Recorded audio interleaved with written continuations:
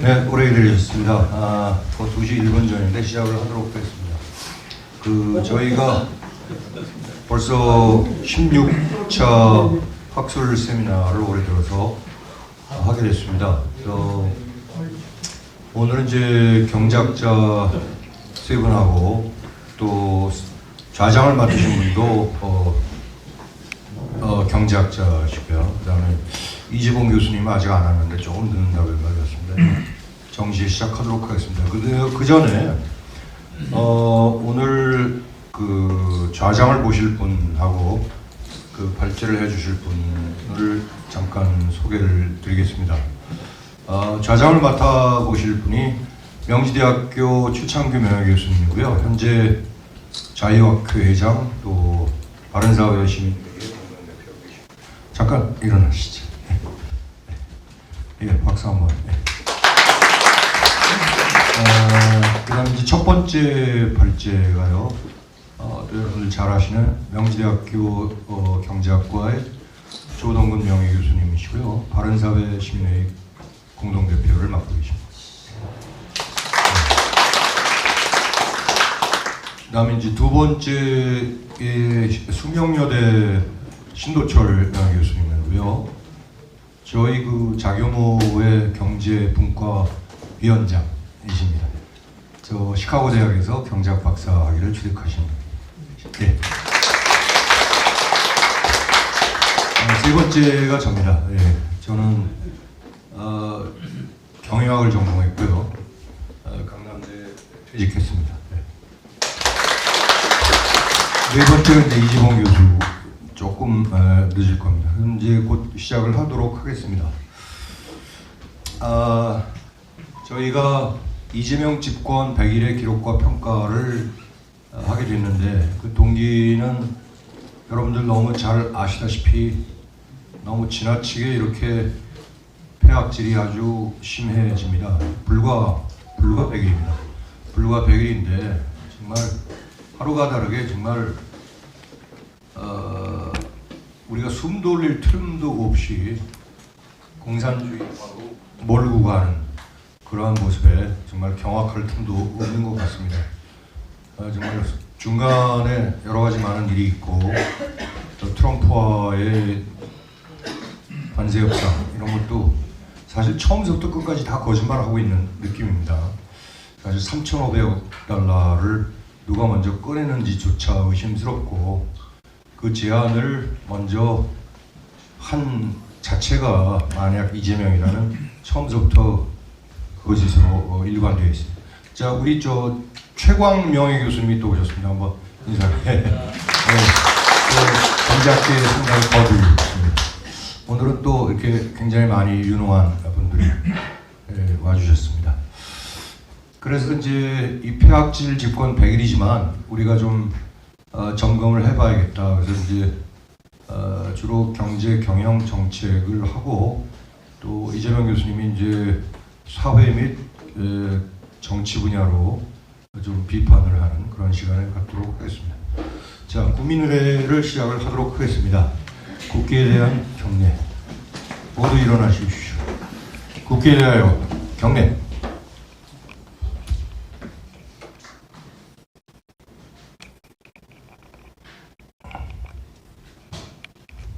아까는 다 잘 됐는데.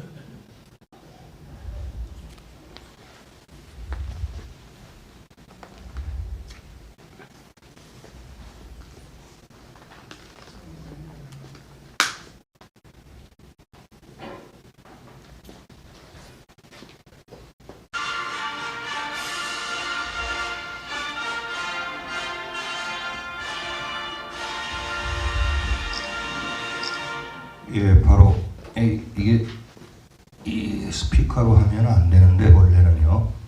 할 수 없이 이제 진행을 하도록 하겠습니다. 애국가는 1절만 같이 제청하도록 하겠습니다. 총장님, 저기 좀 불러주세요. 여기 안 된다.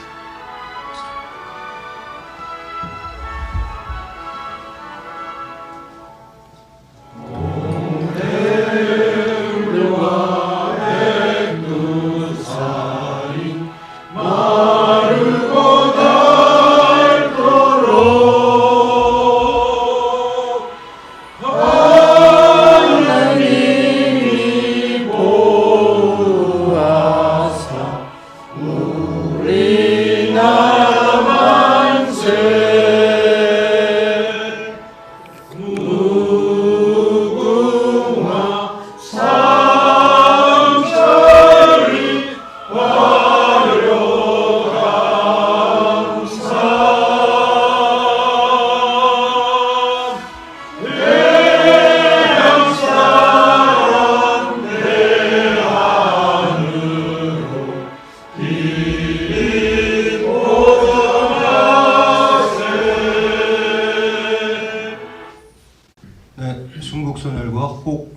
대한 묵념이 있겠습니다.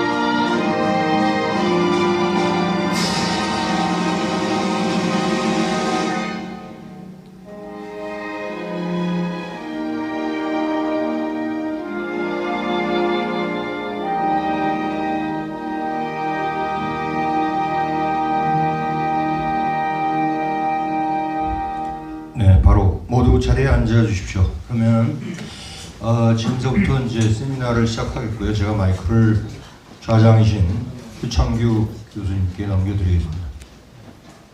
자, 그러면은 저는 발표 사회를 맡은 최창규라고 합니다. 오늘 네 분 교수님들이 각 시각에서 발표를 해주시고, 그 다음에 이제 마지막에 중간에 요 발표 끝나고 나서 잠깐 커피 한잔 하고, 그 다음에 다시 이제 종합 토론 시간을 가지도록 하겠습니다. 그래서 발표는 기본적으로 한 25분을 원칙으로 좀 해주시고, 그 다음에 조금 길고 짧고 하는 좀 차이가 좀 나도록 하고, 일단은 발표하실 분이 앞으로 나오셔서 이제 발표를 하고, 나중에 종합 토론 때는 테이블을 이렇게 네 명이 같이 앉고 그렇게 해서 진행하도록 하겠습니다. 그리고 종합 토론 들어가기 전에 한 10분 정도 브레이크를 좀 쉬었다가 그렇게 하는 방향을 하도록 하겠습니다. 오늘 첫 번째 발표는 명지대학교 조동근 교수님께서 승자의 저주가 부른 굴욕적 관세 협상과 반시장적 입법 폭주라는 제목으로 발표를 해주시겠습니다. 발표로 박수로 모시겠습니다.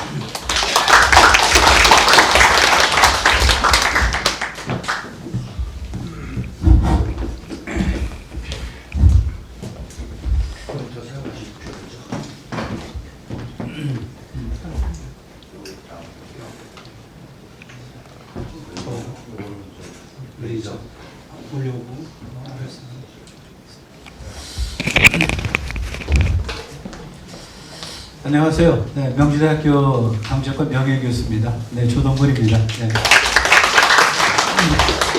넥타이를 메고 왔습니다. 여름에 너무 더워서 아마 전부들 뭐 똑같이 이렇게 행동 통일을 하셨는데 사전에 약속한 건 없는데 전부 다 넥타이를 메고 오실 정도로 좀 우리가 숙연한 이 자리에 섰습니다. 9월 11일 날에 과거로 돌아가면 무슨 날인지 기억하십니까? 9월 11일 날. 네. 네, 그렇죠. 네, 근데 이제 대한민국이 좀 폭격을 맞았어요, 사실은. 정신적으로, 제도적으로. 네, 그래서 이제 9.11이 됐는데, 재밌는 거는 우리 빼놓고는 조금 이 행사를 안 하는 것 같아요, 보면. 전부 다 팔짱 끼고 계신 것 같아요. 우리마저 팔짱 끼면 안 되잖아요. 그래서 왔는데, 공통적으로 여기 발제하는 모든 분들이 명예교수입니다. 명예교수.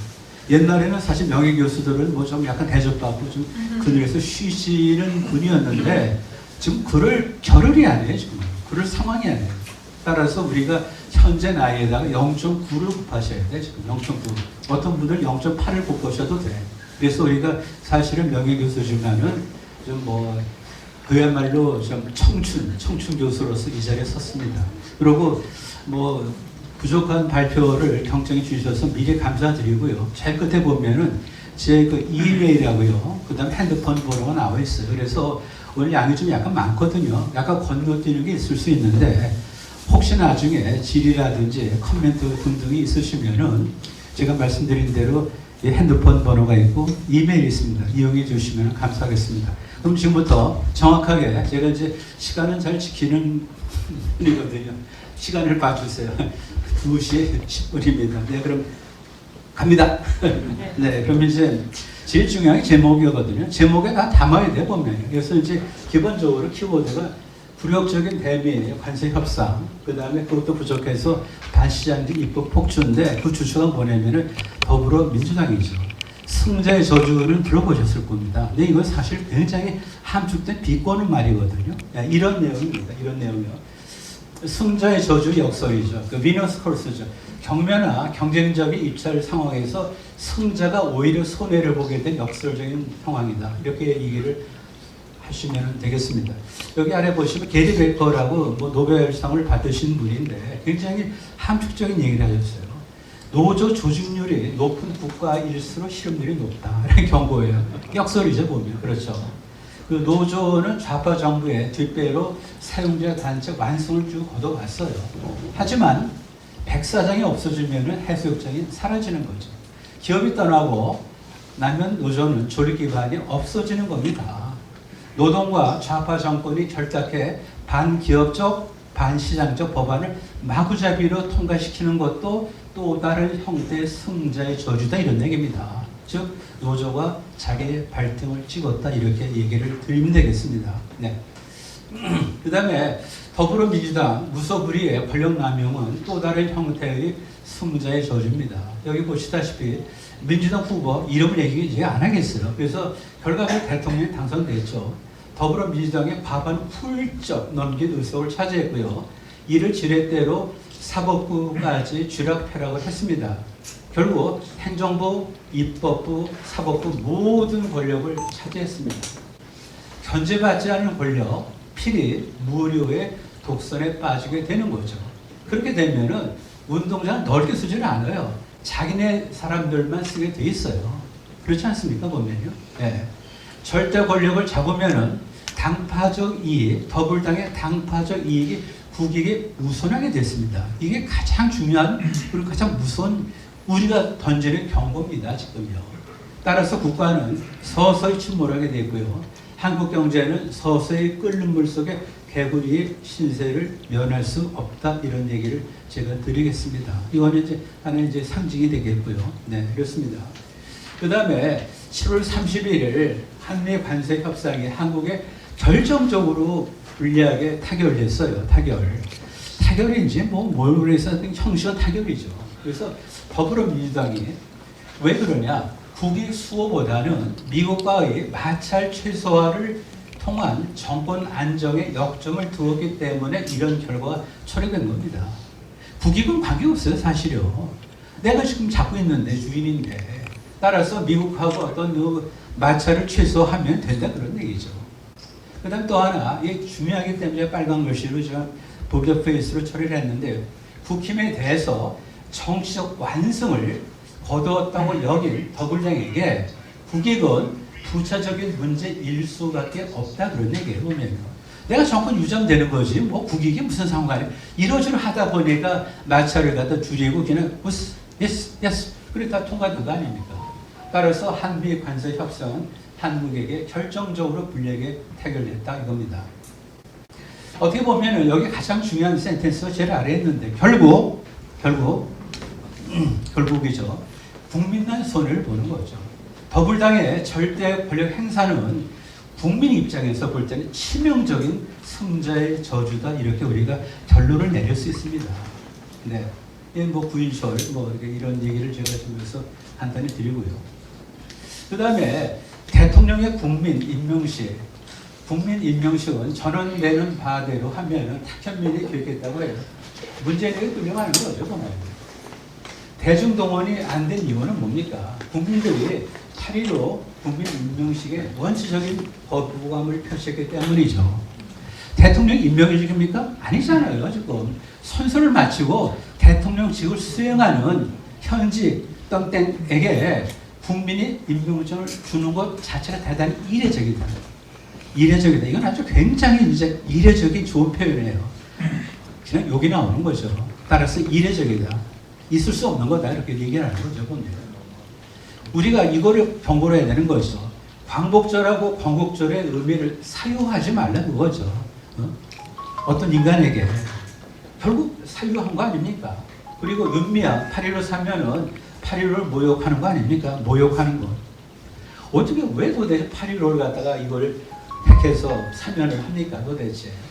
그리고 8월 25일은 뭐 트럼프하고 면담이 잡힌 날, 우리 이제 과거긴 하지만은 8.15에서 8.25로 회담 연기된 이유를 미국이 다 알고 있어요.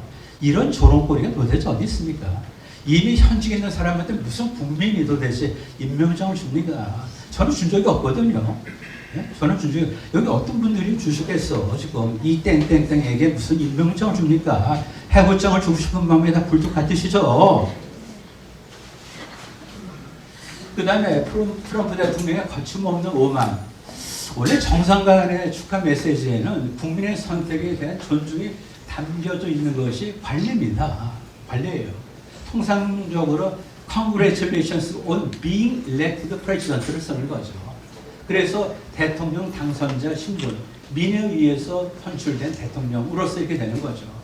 근데 트럼프는 그게 아닙니다. 쭉 나가다 보면은 The new president on his electoral success라고 썼어요. electoral success. 근데 electoral success는 군사 작전에서 성공 같은 뉘앙스를 주잖아요, 보면. 외교 수사로는 매우 무례한, 매우 이례적인, 무례한 표현이 될 거죠. 심하게 말하면 당신이 지난 여름에 무엇을 했는지 나는 알고 있다라는 그런 식이에요. 무슨 약점을 잡혔기에 이런 외교적인 수모를 당하냐 그런 얘기죠. Congratulations, the new president on his electoral success. 이거는 굉장히 모욕적인 표현입니다. 네. 뭐 대통령 선거가 무슨 뭐 작전입니까 도대체? 작전으로 보는 거죠. 작전으로 또 했잖아요 보면은.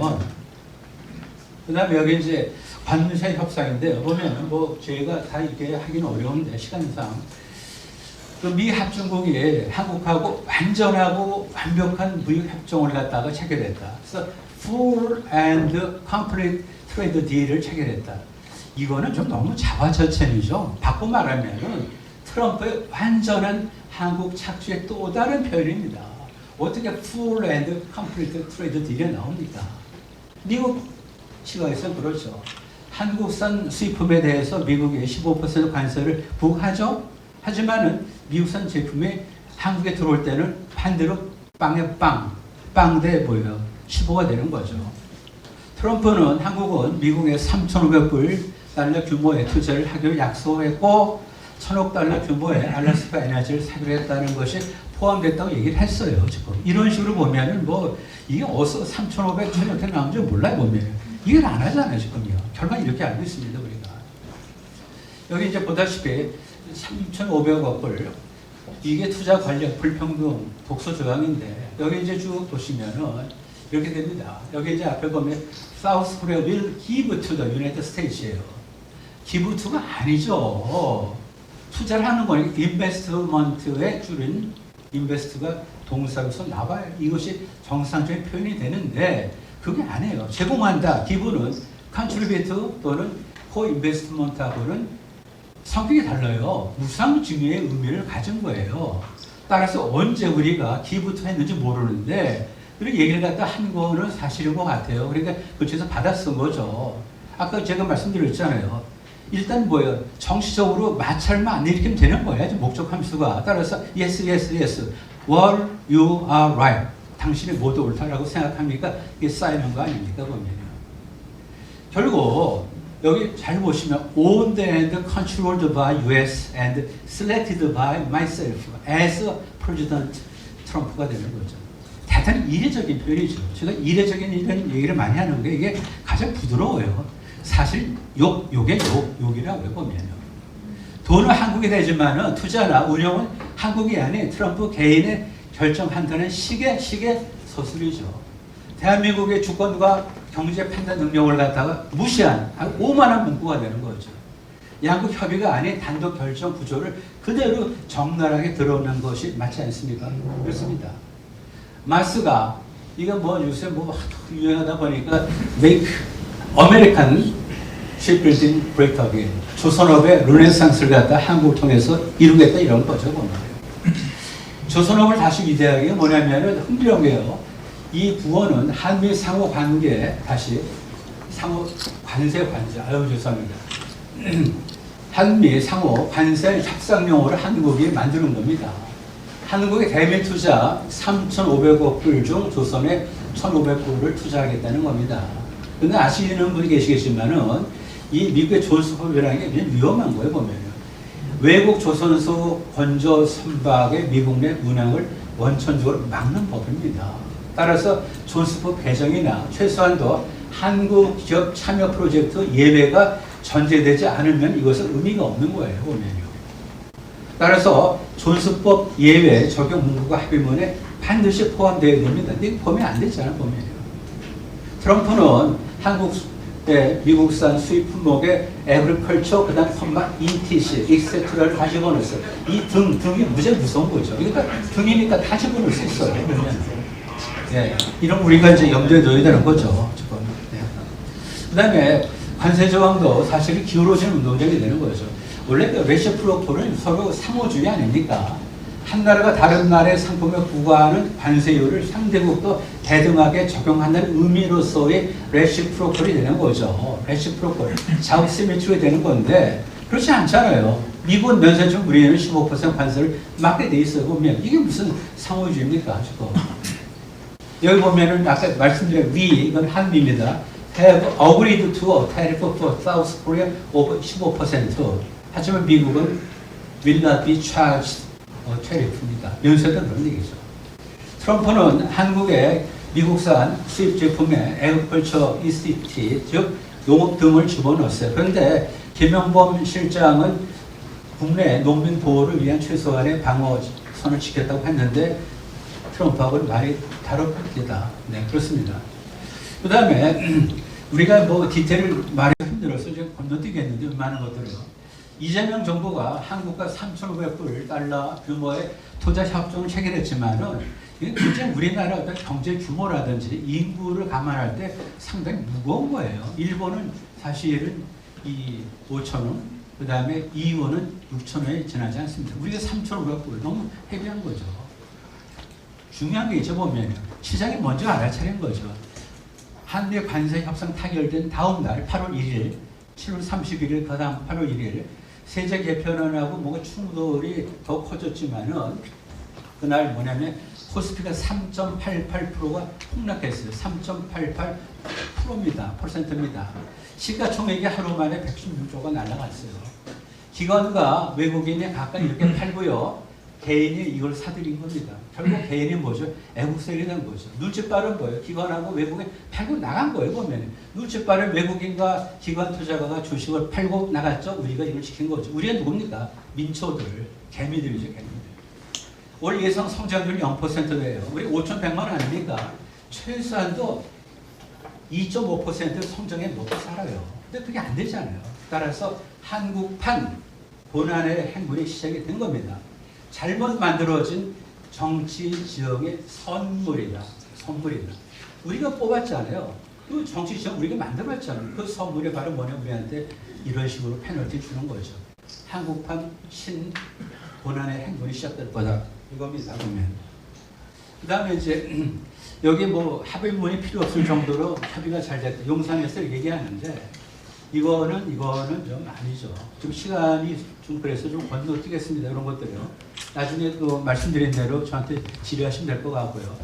문재인 시즌2가 될 이재명 정부예요. 이재명 정부 사상 최대 규모인 728조의 내년도 예산안을 확정을 했어요. 올해보다 8.1%가 늘은 겁니다. 이게 지금 슈퍼예요. 부인철의 안이한 재정 위기 인식이에요. 이런 얘기를 했어요. 재정 건전성보다 적극 재정으로 신성장 동력을 확보하는 것이 중요하다. 그 다음에 무슨 말을 했냐면 소극적 재정 운영에 성장률을 낮추고 세액 기반을 축소시키고 그래서 잠재 성장률을 낮춘 악순으로 이어질 수 있기 때문에 이렇게 적극적으로 재정을 펼치겠다 이런 얘기를 하는 거예요. 그리고 압축적으로 이건 이 땡땡의 말과도 일맥상통하는데 뿌릴 씨앗이 부족하다고 밭을 묵히는 물을 범할 수 없다. 씨앗을 빌려서라도 뿌려서 농사를 준비하는 것이 상식이고 순리다. 이런 얘기가 다 함축된 거예요. 뭐죠? 그만큼 이제 팽창 재정을 쓰겠다는 거죠. 그럼 이제 거꾸로 물어보자고요. 거꾸로. 여기 보면 이제 부윤철 부총리 논리가 맞다면은 임기 내내 경상성장률을 훌쩍 초과하는 확장 재정을 펼친 문재인 정부 동안 성장률과 잠재 성장률이 크게 높아졌어야 되잖아요. 그렇지 않나요? 그게 아니잖아요. 결국 기업하고 투자하기 어려운 제도적 환경을 만들어 놓고 심한 뿌리면 됩니까? 이게 말이 됩니까 도대체? 문재인 정부 때 국가 부채 1,000조 원을 돌파를 했어요. 만약에 개인 기업이라면 이렇게까지 빚을 늘리진 않았을 거예요. 따라서 개인과 기업보다 훨씬 더 타락한 문재인 정부 때 그때 뭐죠? 빚을 늘렸죠. 누구를 위해서? 자기를 위해서. 그다음 누구한테 희생을 전가하는 거죠? 미래 세대. YOLO죠. You only live once죠.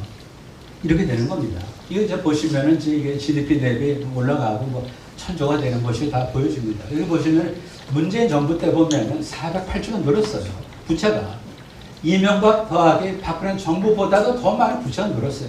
그 자체가 무슨 잠재 성장이 올라가는데 도움이 되냐 그런 얘기예요. 그걸 갖다 거꾸로 뒤집어서 무슨 씨를 갖다 뿌려서가 부족해? 그럼 씨를 빌려가 될 거 아니야? 빚을 내자 그런 얘기죠. 부인철 함부로 얘기하고 있어. 함부로 도대체. 영혼이 없는 그런 관료라고 생각이 드는 거죠. 네. 그 다음에 노란봉투법인데 보면요. 이게 이제 기본적으로 얘기가 좀 길어지는데 이겁니다. 노란봉투법이 3가지 폐악질을 하고 있어요. 뭐냐면 고용계획을 통해서 사용자하고 그다음 피용자 관계가 분명해야 되잖아요. 그런데 원청 하청이에요. 그러니까 원청의 사용자성 이거를 갖다 근거로 해서 당신은 내 고용주야라고 때를 쓰는 거죠. 데이트를 10번 하면 반드시 결혼해야 됩니까? 그건 아니잖아요. 결심을 하고 프로포즈를 하고 받아들여져서 결혼을 하는 거지. 데이트한다고 결혼됩니까? 원청하고 하청하고 그것이 어떻게 원청의 사용자가 되냐고요. 도대체 말이 됩니까? 또 하나 문제가 뭐냐면은 이 노동쟁의는 뭐냐면 기본적으로 근로조건에 뭐예요? 영향을 갖다 나쁘게 미쳤을 때 항거할 수 있도록 제도적으로 털을 갖다가 잡아놓고 통로를 마련한 것이 그것이 사실 우리나라 노조예요. 그건 좋아요. 하지만은 여기 문제가 뭐냐면은 근로조건에 영향을 미칠 수 있는 경영상의 판단까지도 노사 분쟁의 통로로 인정을 한다고 하죠. 노사 분쟁으로 인정을 한다고 하죠. 그러니까 노사 관계 이것이 간접적으로 그러니까 모든 것이 노사 관계에 영향을 주겠죠. 그걸 전부 다 쟁의의 어떤 수단으로 삼을 수 있다 그런 말이 아니죠. 세 번째 더 나쁜 게 뭐냐면요. 우리나라 민법에 보면 기본적으로 고의 또는 과실로 제3자에게 피해를 주면 원성 회복을 시켜야 될 거 아니에요 보면요. 그러니까 내 주먹은 당신 코앞에서 멈춰야 되는 건 맞잖아요 보면. 그런데 그렇게 남한테 피해를 주고서도 이런저런 구실을 붙여갖고 피해 보상을 안 해도 된다라고 하는 것이 이 노란봉투법의 3번째 가장 큰 독소입니다. 예를 들어 볼게요. 보면요. 복면을 하고 복면이 좀 거칠면은 모자 쓰고 마스크하고 모르잖아요. 그래갖고 10명이 들어가서 문짝을 넘어뜨렸어요. 문짝이 깨졌어요. 그럼 물어줘야 될 거 아니에요. 근데 10명이 무죠? 네가 어떻게 힘을 줬는지 이걸 갖다 다 배분해서 메이크업 100을 만들어서 이걸 청구하라 그러는 얘기죠. 이게 가능합니까? 그게 안 되잖아요. 보면 안 되잖아요. 따라서 공동 책임을 지고 물어내라고 얘기하면 되는 건데 그걸 갖다 개인으로 구분해서 청구해라? 이게 도대체 뭐예요 도대체? 예? 이게 좀 노란 봉투법입니다. 미안하지만 누런 대한민국 경제를 초토화시키는 누런 발행, 빚발행 미래를 갖다 침식하고 미래 세대의 어떤 기회를 뺏는 누런 봉투법을 갖다 이걸 만들어 놓고 실실 웃는 그런 이 땡땡땡 이게 말이 됩니까? 분명히 끌어내릴 겁니다. 여기 이제 또 하나 문재인 정부 때는 아무 얘기를 안 했어요 보면요. 바꿔 말하면은 노란 봉투법이 합당하고 시급한 법이 아니었다는 걸 반증하는 거예요. 윤석열 정부 들어오자마자 기다렸던 듯이 이렇게 하는 겁니다. 윤석열 정부의 제2요구권으로 입법 실패했잖아요. 정권이 바뀌면서 노란 봉투법이 국회에 통과한 겁니다. 노란 봉투법이야말로 민노총의 저주가 되는 것이 100% 확실한 거죠. 네. 좀 전에 말씀드린 내용입니다. 나중에 좀 다시 보시면 되고 이것도 요약이니까 보면 될 것 같고요. 그 다음 노란 봉투법의 자승자박입니다. 마스가 이게 Shipbuilding Great Again이죠. 이거는 한미 관세 협상을 위해서 우리가 준비한 패키지 딜이에요. 이를 위해서는 조선 계열사 간 인수 합병 등 구조조정이 필수예요. 노란 봉투법은 근로 조건에 영향을 미칠 수 있는 경영상의 결정도 쟁의 대상으로 인정하지 않아요. 따라서 이제 끝까지 뭐 데모가 이루어질 겁니다. 결국 국가 프로젝트를 갖다 뭐죠? 노조가 뭐예요? 비터놓는 그런 셈이 되는 거죠. 이겁니다. 외국의 경제단체들이 한결같이 여기 유럽 그 상공회의소도 그렇고 암참도 그렇고 이건 문제가 심하다 이렇게 얘기한 거죠. 기업이 둥지를 틀지 않으면은 고용이 의미가 없잖아요. 고용이 전제되지 않는 노동은 무의미한 거죠. 칸트, 임마누엘 칸트가 뭐죠? 형식에 담기지 않는 내용은 무의미하다 그런 얘기죠. 형식에 담기지 않는 내용은 무의미합니다. 제도적으로 고용을 하지 않는, 그러니까 그릇에 담지 못한 내용은 실제할 수 없다. 기업을 통해서 이걸 갖다 그릇에 담지 못한 노동은 그건 고용이 될 수 없는 거 아니에요. 따라서 뭐예요? 이게 어떻게 지금 뭐 그렇습니다. 그 다음에 외국 입법 사례는 뭐 노조의 모든 단지 행동에 대한 손해배상 청구를 금지하도록 법률을 개정해서 어디가 그랬을까요? 불란서. 그렇죠. 근데 헌법위원회의 위원 결정으로 이것이 시행되지 못했어요. 보면. 영국 굉장히 단호하죠. 보면. 불법 파업에 대해서는 사용자의 광범위한 손해배상 청구를 하게 하고요. 그 다음에 미국의 NLRA 전미 노동관계법 National Labor Relation Act에 따라서 보면 불법 파업 시 이 비능어 보드 NLRB가 판결을 내려서 노조하고 조합원에게 손해배상 명령을 할 수 있습니다. 뭐 이런 거고요. 중대재해처벌법 이게 지금 사실 뭐 어떻게 보면은 처벌을 강화한다고 이게 지금 산업재해가 안 일어납니까? 그건 아니잖아요, 보면. 이 중대재해처벌법은요, 이 동법이죠. 강자로 인식되고 가해자로 의제되는 경영자에게 무관실의 무관 책임의 부담을 지우는 거예요. 이게 도대체 뭡니까? 무관실의 무관 책임을 지우는 것이 법이 될 수 있습니까? 무관실 책임주의는 고의나 과실로 발생한 손해에 대해서만 배상 책임을 지게 우리의 민법상의 과실 책임주의를 청면으로 보장하는 겁니다. 도대체. 그러다 보니까 사업주, 경영자, 기업을 중복 처벌하는 거 아니에요, 보면. 네. 그 다음에 이거는 이제 뭐 보시면 되겠고요. 그 다음에 이제 코레일, 잘 걸렸어요, 코레일 사고 났죠. 이 코레일 사고 2명 사망, 4명 중상은 이 법대로 하면 중대처법상 중대재해에 해당되는 거예요. 따라서 코레일의 최고 경영자는 7년 이하 뭐 이런 일 책임을 져야 됩니다. 코레일 인사사고를 엄격하게 처리하면 코레일 수장인 대표이사는 부서 수감되어야 되는 건 맞잖아요. 그리고 코레일을 실질적으로 지배하는 정부 부처의 책임자도 코레일의 주인으로 연대 책임을 져야 되는 거죠. 코레일의 책임자 누구예요? 국토부죠. 국토부 장관의 뭐 책임자 누굽니까? 뻔하지. 이 땡땡땡땡 아닙니까? 연대 책임져야 되는 거 아닙니까? 좌파 노동계는 사고가 날 때마다 맨날 재벌 총수 책임지라고 해왔잖아요. 그 논리라면은 국토부 장관 책임을 져야 되겠죠. 인명사고 시 구속을 원칙으로 하는 이런 마녀 사냥식 중대재해처벌법 이거는 한마디로 반문명적인 악법입니다. 네. 이게 뭐 밸류업에 뭐 역행하는 이제 그런 거를 얘기를 했는데 경제 민주화 망령에 갇히는 상법 개정이에요. 만약에 여기 세 번째 패러그래프인데요. 만약에 상법 개정의 목적이 오너 경영 중심의 오너 경영 중심의 기업 지배구조 혁파로 귀결되는 순간 상법 개정은 좌파 프레임에 복속되는 겁니다. 기업 구조 조정 과정에서 소액주주의 이익을 침해될 가능성을 경계할 필요는 있어요. 하지만 뭐 물적 분할 다 그런 거죠. 우리가 다 이걸 제도적으로 다 보완을 했어요, 보면요. 네? 근데 그것이 분명히 보완됐는데 지금 너무 좀 세게 나가는 거죠. 굉장히 유명한 말이 있죠. 우리 최강 교수님이 계신데 제일 중요한 과외계획 금지를 해야 되는 거예요. 소 잡는데 소 잡는데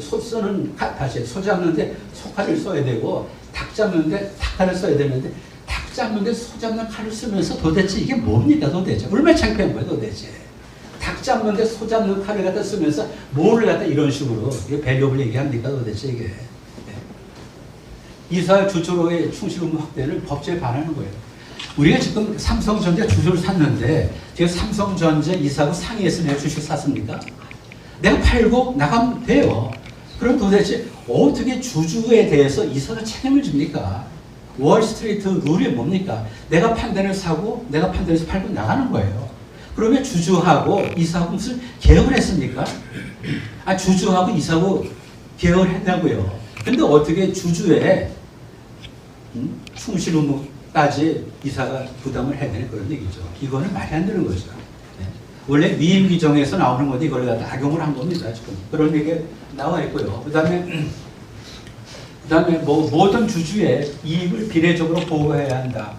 삼국 배정대로라면은 에리어 펀드 등 기업 사냥꾼의 이익도 보호를 해야 되는 거예요. 그 자체 블랙 코미디죠. 도대체 뭐예요? 그만 말씀드렸죠. 기존 3법에서 이사 충실 의무 원천, 그 논리적 근거가 뭐냐? 민법이 위임 규정하고 거기에 기초한 3법 규정에 따른 이사와 회사 간의 맺은 계약이에요. 따라서 이사의 충실 의무 대상은 계약 관계 당사자인 회사로 한정하는 게 맞는 거죠. 지금. 상법상 이사는 회사의 대리인으로 주주하고 계약을 맺은 적이 없어요. 근데 무슨 책임을 지는 그런 얘기냐고요. 말씀드렸잖아요. 월계 규칙이 뭡니까? 월계 규칙. 주주는 언제든지 원하면 주식을 팔고 나갈 수 있다는 거예요. 그런 주주에게 이사가 무슨 책임을 갖다 줘야 되는 그런 얘기죠. 네. 뭐 이제 상속세 완화 뭐 등등 이런 거 있습니다. 이거 좀 보시면 되는 거고요. 그 다음에 이제 경영권 승계는 사실 참 이게 뭐 경영권 분쟁은요. 뭐 있을 수 있죠. 경영권 경쟁은 공수 간에 무기 대등 원칙 이퀄 푸팅이 있어야 돼요. 권투를 하는데 한 사람 맨주먹, 한 사람은 글러브를 끼면 안 되잖아요. 이퀄 푸팅이에요. 무기 대등 원칙이 있어야 되는데 그걸 안 하잖아요. 지금. 그러면서 더 센 상법 개정을 발휘하겠다.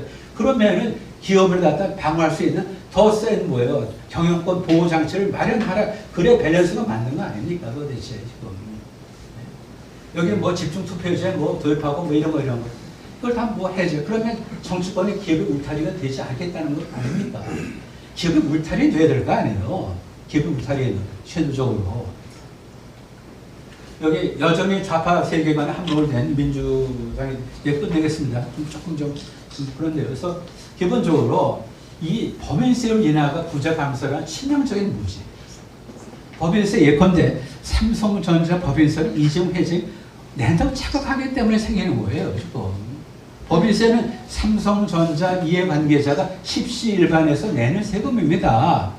그래서 법인세율이 인하되면 그만큼 법인세 부담이 줄어들면 그 혜택이 그 절세만큼 근로자에게 이 급여를 더 줄 수 있고 주주에게 배당을 더 줄 수 있고 납품업체에게 납품비를 더 줄 수 있어요.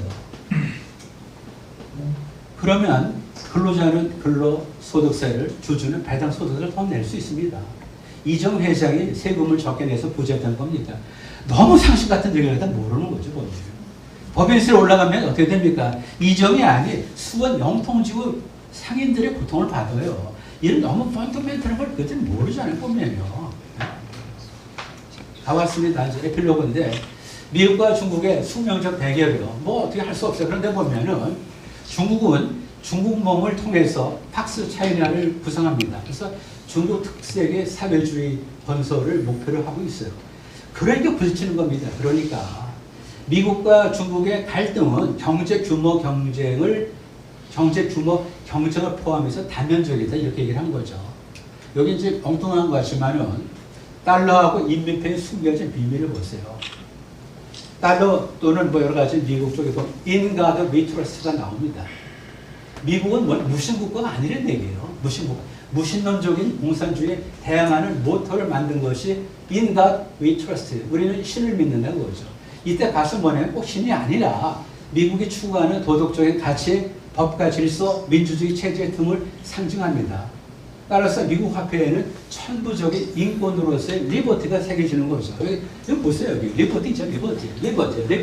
In God We Trust. 여기도 있잖아요. 네. 중국은 무신국가. 그러다 보니까 뭐 세계 인민의 대단계를 맞서 이런 쓰잘데없는 도대체 말이에요. 불기는 얘기하는 도대체. 그러면서 중국은 스스로 리더를 자칭하기 때문에 우리가 중국을 인정해서 안 되는 거죠. 최소한도 In God We Trust라는 식의 어떤 정신적인 어떤 모토를 갖는 국가가 강대국이 되어야 그 세계가 편안한 거죠. 그래서 대한민국 명분은 대한민국이 어떤 이념과 가치 기반을 두고 국가를 운영하는 것에 달려있다. 동의하시죠? 좁히면은 한미일로 대표되는 해양 세력이 일원이 되느냐, 아더와이즈 북중로로 대표되는 대륙 세력의 일원이 되느냐에 달려있다. 뭐가 미래가 대한민국 명분이 한국의 자유민주주의를 지키기 위해서는 그 물적 토대인 자유시장 경제체제를 유지하고 발전시켜야 하며 동시에 자유민주주의의 원료의 미국동 해양 세력과 설령 관계를 유지해야 되잖아요. 트럼프의 한국 할 때는 한국의 친중 성향에서 비롯된 그런 개연성이 아주 짙습니다. 네. 시진핑은 툭 하면 한국은 과거 중국의 일부였다 이런 헛소리를 짓거리는데 이게 말이 됩니까 도대체? 한국은 중국과 마땅히 일정 거리를 둬야 되는 거죠. 반중일 필요는 없어요. 하지만 친중일 이유가 없는 거죠. 네? 유황설을 보았어요. 반중일 필요는 없지만은 친중일 이유가 없어요. 이유가 없다고 친중일. 그래서 우원식의 전승절 대회 참석, 김정은 도우미로 전략 결정적 패착, 거기 왜 갑니까 도대체? 우원식이 가서 뭘 어떻게 했다는 도대체? 네. 민주당이 힘으로 밀어붙이는 각종 반시장적, 반기업적 입법은 한국경제 초토화시킬 것이다. 기업과 자본에 떠난 불모지는 말 그대로 승자의 저주가 안 될 수가 없잖아요. 대한민국의 진정한 위기는 뭐냐? 이념과 가치의 전도 혼란일 수 있다. 이겁니다. 그래서 여기 이제 보면은 경청해 주셨고 여기 전화번호가 있고 이메일이 있으니까 언제든지 여쭤주시면 제가 그냥 달려가겠습니다. 조금 제가 좀 5분 늦었는데 죄송합니다.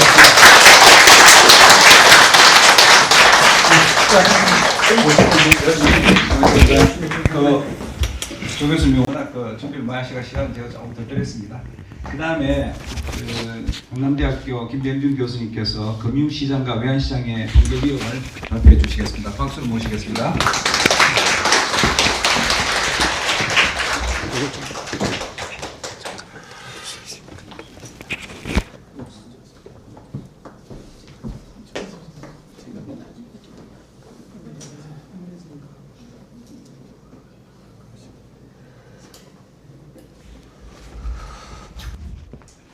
예,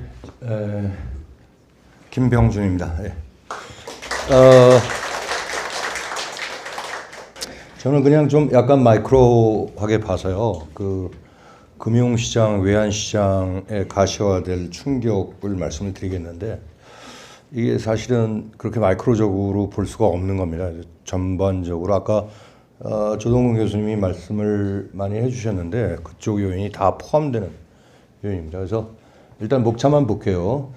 여기서 제가 말씀드린 금융시장이라는 건 이제 광의의 금융시장입니다. 그래서 보통 우리가 증권시장이라는 그 자본시장과 보통 예금 대출시장이라는 간접금융시장 이런 것을 다 토탈해서 파이낸셜 마켓 이렇게 이제 표현을 했고요. 거기서 이제 물론 이제 증권시장도 타격을 받고 그 다음에 이 대출 시장도 타격을 받고요. 그 다음에 부동산 시장도 타격을 받는다. 이렇게 자산 전체가 타격을 받다. 이렇게 보고요. 그 다음 외환시장은 말 그대로 이제 우리나라 그 국가부채 이게 사실은 어마무지합니다. 그러니까 조동근 교수님이 국가 채무만 얘기했는데 IMF 기준의 국가부채를 산정을 하게 되면 우리나라가 지금 168% 정도 됩니다. 그리고 이제 뒤에 기업 및 가계부채도 이게 나라가 험난해지고 위기 상황이 되면 이게 더 악화가 됩니다. 그래서 이제 이거는 이제 요걸 말씀드리면 뒤에 거를 말씀 못 드리니까 그냥 강론으로 곧바로 넘어가겠습니다. 보통 이제 이재명 정부가 그 5,000포인트 시대 뭐 운운하면서 국민연금을 동원해서 기관 투자가 좀 부족하니까 많이 좀 쏴주라 이런 얘기를 했는데요.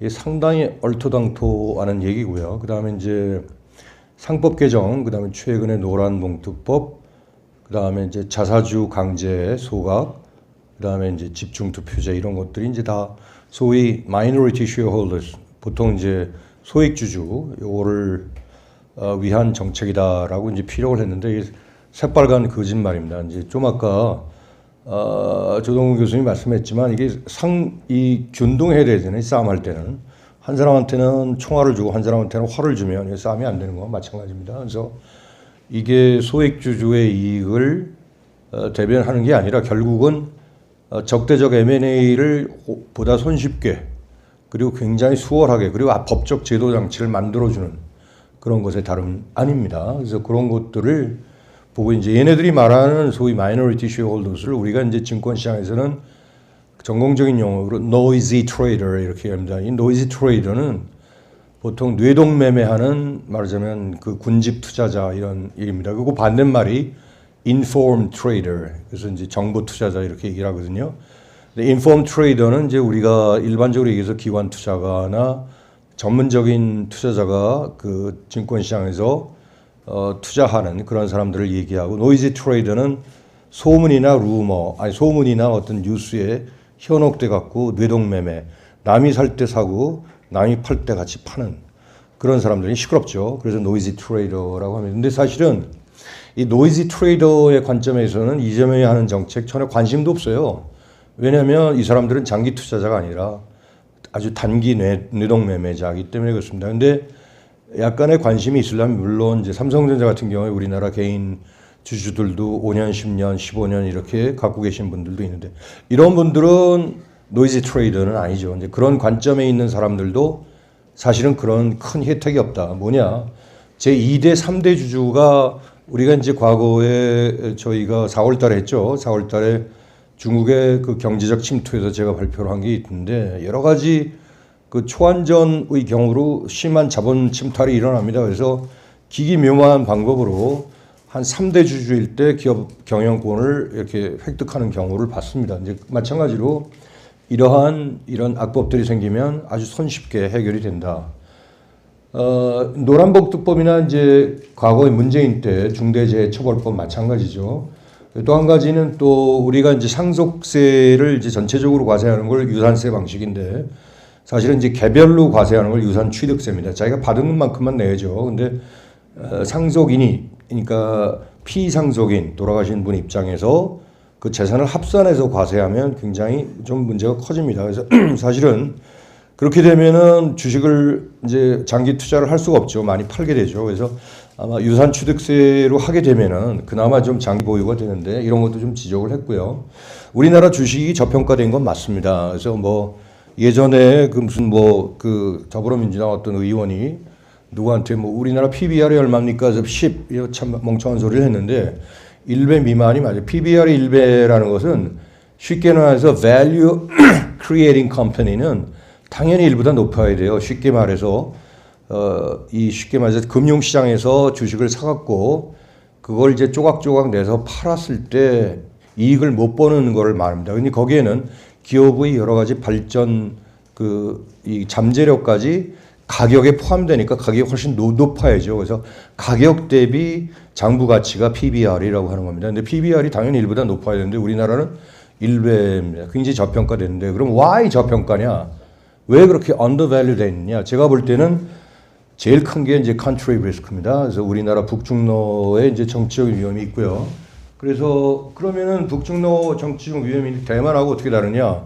예컨대 이제 대만의 TSMC하고 한국의 삼성전자를 비교하면 한국의 삼성전자가 한 4분의 1가량 저평가됐어요. 쉽게 4배 정도 쉽게 말해서 TSMC가 더 훨씬 높게 평가되고 있습니다. 그 이유가 뭐예요? 대만도 중국에 대해서 굉장히 뭐니까 여러 가지 군사적 압박을 받고 있는데도 왜 그러냐? 그럼 대만은 훨씬 더 경제가 건강하다. 그렇게 찾아내는 게 이제 외환 보유고입니다. 그래서 쉽게 말해서 우리나라가 대만처럼 대만은 외환 보유가 굉장히 짱짱하거든요. 우리나라는 대만 한 80% 됩니다. 우리나라는 24%예요. 그러니까 이런 게 차이점이고 거기에 이제 정치적 리스크까지 있다. 그 다음에 세 번째가 지금 아까 말씀드린 노이즈 트레이더의 비중이 너무 낮다. 이게 사고 파는 게 이 개인 비중이 너무 높으면 시장이 굉장히 불안정해요. 그래서 그냥 굉장히 volatile 하거든요. 미국 시장도 마찬가지입니다. 미국 시장도 volatile한 주식은 조그만 소형주들입니다. 개인들이 많이 왔다 갔다 하니까 그래요. 근데 예를 들어서 조금 기관 투자가 좀 많이 포션을 갖고 있는 거는 스무딩 이펙트가 있어갖고 어느 정도 잡아주는 효과가 있는데 이런 것들 때문에 불안하다. 이래서 저평가된 원인이다. 그래서 그런 시장 자체를 우리가 그 특성을 바라보면서 해야지 이제 이재명처럼 이런 말도 안 되는 정책을 피우면 안 된다라는 얘기죠. 지금 이 국민연금인데요. 이게 굉장히 중요해서 제가 좀 스페시픽하게 다뤄봤습니다. 국민연금의 최근에 한 14년 동안의 그 트랙 레코드를 보면은 퍼포먼스가 뭐 여러분들 보시다시피 해외 주식이 압도적으로 높죠. 연평균 13.2%라는 얘기는요. 쉽게 70을 13으로 나누면 5년이죠. 5년마다 더블이 됩니다. 그러니까 20년이면 얼마 돼요? 8배의 차이가 날 수가 있습니다. 지금 1억이 8억 된다는 얘기입니다. 20년이면.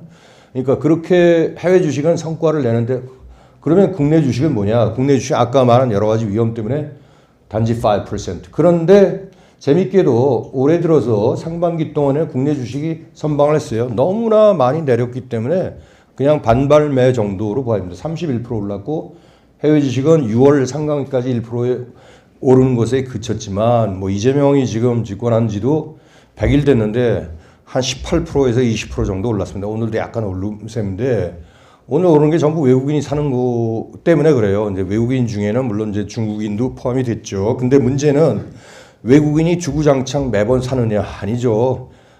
외국인도 짱구가 아닌데 지금 뭔가 좀 타협이 돼갈 것 같다 또는 뭐 이런 기대감이 있다. 그래서 너무 저평가됐으니까 반도체주 다시 매수하는 거에 지나지 않습니다. 곧 어떻게 될지 모릅니다. 얘네들이 털기 시작하면요.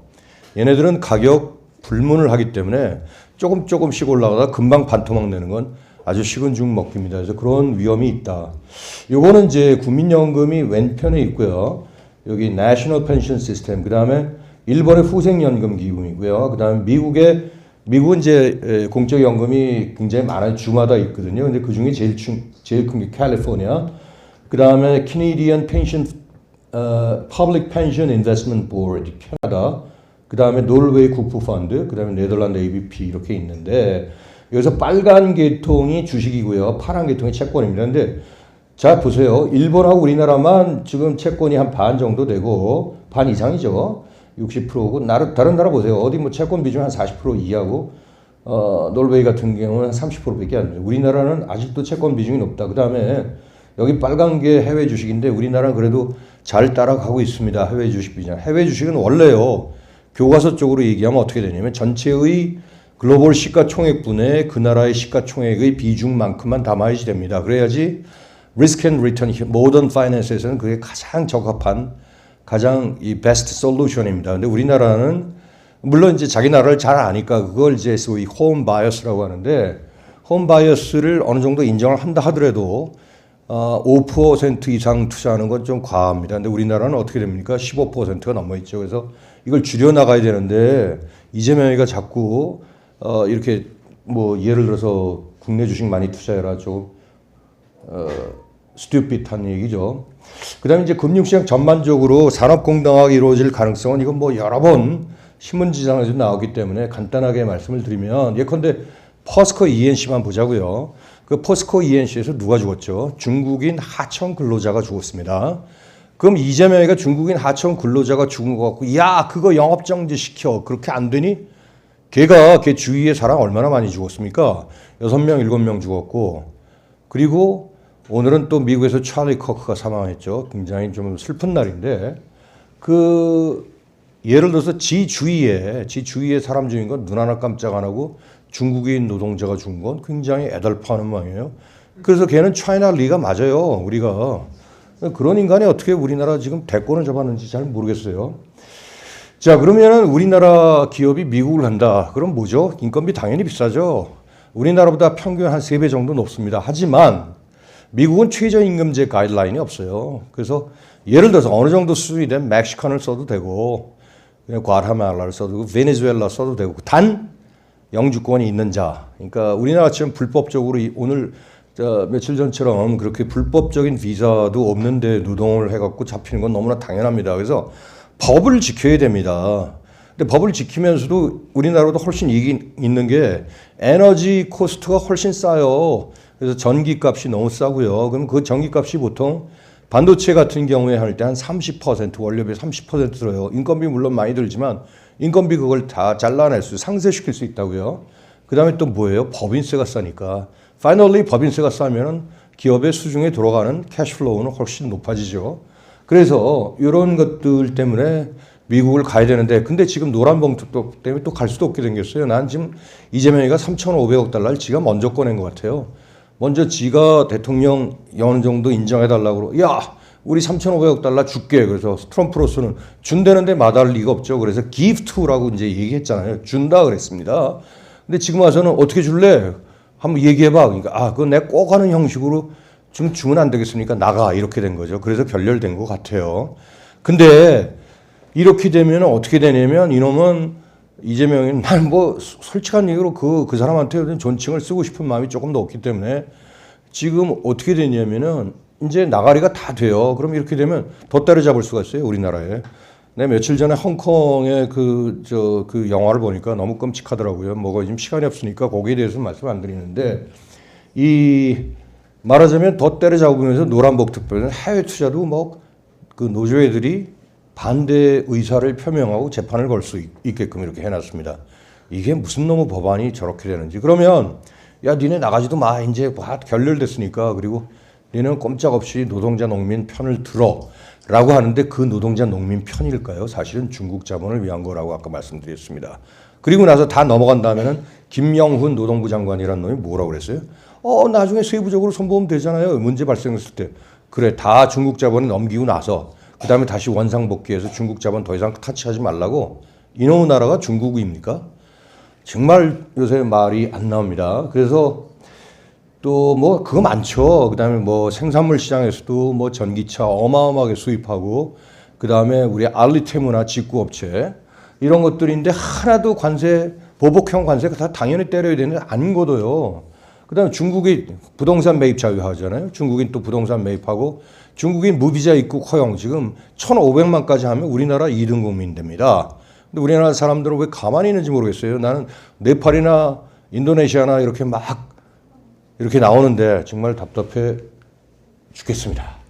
뭐 대출 부실은 말할 것도 없고요. 이거는 이제 윤석열 정부 이때서부터도 세계 경기가 악화되고 코로나 이후에서부터 나빠지니까 굉장히 대출 부실이 많이 일어나는데 최근 와서 올해 들어서 상반기 동안에 굉장히 더 세지고 굉장히 더 스피드업하고요. 그다음에 이제 나중에 이런 식의 이제 산업 공동화가 이렇게 발생을 하게 되면은 대출 부실은 어마어마하게 해줄 겁니다. 부동산은 그 특성 자체가 우리가 황금성이 없는 자산이죠. 그러니까 거기에다가 고령화까지 겹쳐 있으니까 엄청난 한번 타격이 보면 엄청납니다. 그 다음에 이제 국가부채를 말씀드리겠습니다. 국가부채는 뭐냐면은 IMF 기준에 의하면 우리 country liability, 우리나라는 liability에서 국가 채무를 기록하고 있는데 country debt의 그 정의는 뭐냐면은 그 나라가 그 예를 들어서 연금이나 건강보험상에 이렇게 예를 들어 미래의 떠질머질 부채 있고 그건 적자가 나면 국가가 또 안아야죠. 그 미래 떠질머질 부채에 대해서 현가화시킨 것도 현재 가치로 기록을 해서 평가를 하도록 되어 있습니다. 그 다음에 정부 투자기관이나 비영리법인 이런 사람들이 갖고 있는 부채도 다 국가 부채에 포함시키죠. 우리나라는 그건 전에 보고 안 하죠. 그러니까 그런 식으로 다 우리가 합산을 했을 때는 이쪽에 연금 및 이제 건강보험의 적자 현가하면 한 2,000조 정도 되고 또 굉장히 싸게 굉장히 보수적으로 잡은 거예요. 2,500조 원래 나오거든요. 그 다음에 이제 일반 비영리법인의 부채 1,000조는 하면 3,000조가 플러스 돼가고 지금 1,000조에다가 4,500조가 됩니다. 그러면은 GDP의 거의 168%가 나오면 세계 4위입니다. 세계 4위 1, 2, 3위 국가는 다 건강한 국가입니다. 근데 건강하지 않은 그리스 하나 있지만 그리스는 지금 갓 졸업했죠. IMF 구제금융에서. 근데 그리스는 굉장히 나아지고 있는데 오히려 우리는 나빠지는 상태에서 4위니까 이거 회복할 길이 없다. 이렇게 이제 말씀을 드리고요. 그걸 이제 표로 봤어요. 이제 우리나라 외환 보유액은 이거 뭐 실질적으로 뭐 GDP 24.5%밖에 안 되는데 제가 이제 아까 그 재정현가 그다음에 국영기업 비영리법인까지 합해서 그 IMF 기준대로 내셔널 뎃을 평가를 해보니까 한국은 4,500조 정도 돼서 168%가 나옵니다. 그래서 이거는 일본, 그리스, 싱가포르, 그리스는 이제 예외로 한다면 일본, 싱가포르, 우리나라보다 괜찮죠. 근데 나머지 이태리, 미국, 프랑스인데요. 이거는 굉장히 큰 중차대한 문제다. 그래서 문제는 한번 나라를 떨어지면은 예전에 그 98년도에 외환 위기 때는 그나마 구제금융을 통해서 구조조정을 통해서 개척해서 금방 회복이 될 수 있었지만 지금은 기반 자체가 좌파 정책으로 파괴돼서 어떻게 수습이 불가능합니다. 이게 이제 굉장히 문제인 거죠. 그래서 제가 한 번 위기 상황으로 발전된 빨간 글씨 역사상 문재인이 말대로 한 번도 경험하지 못한 지옥을 맛볼 가능성이 있습니다.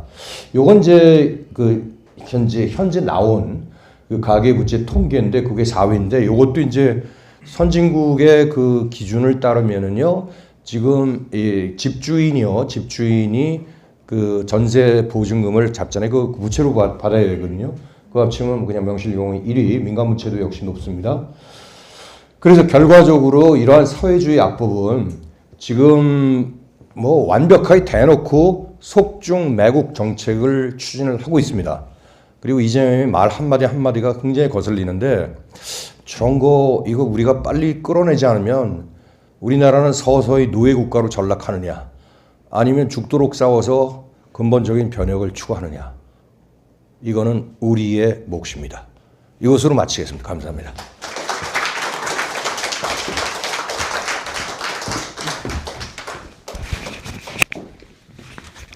감사합니다. 아까 조동훈 교수님 조금 길었었는데 그 시간 잘 맞춰주셔갖고 전체로 굉장히 그 진행에 도움이 되겠습니다. 마지막이 아니고 다음으로는 그 이재봉 교수님 발표해 주시겠습니다.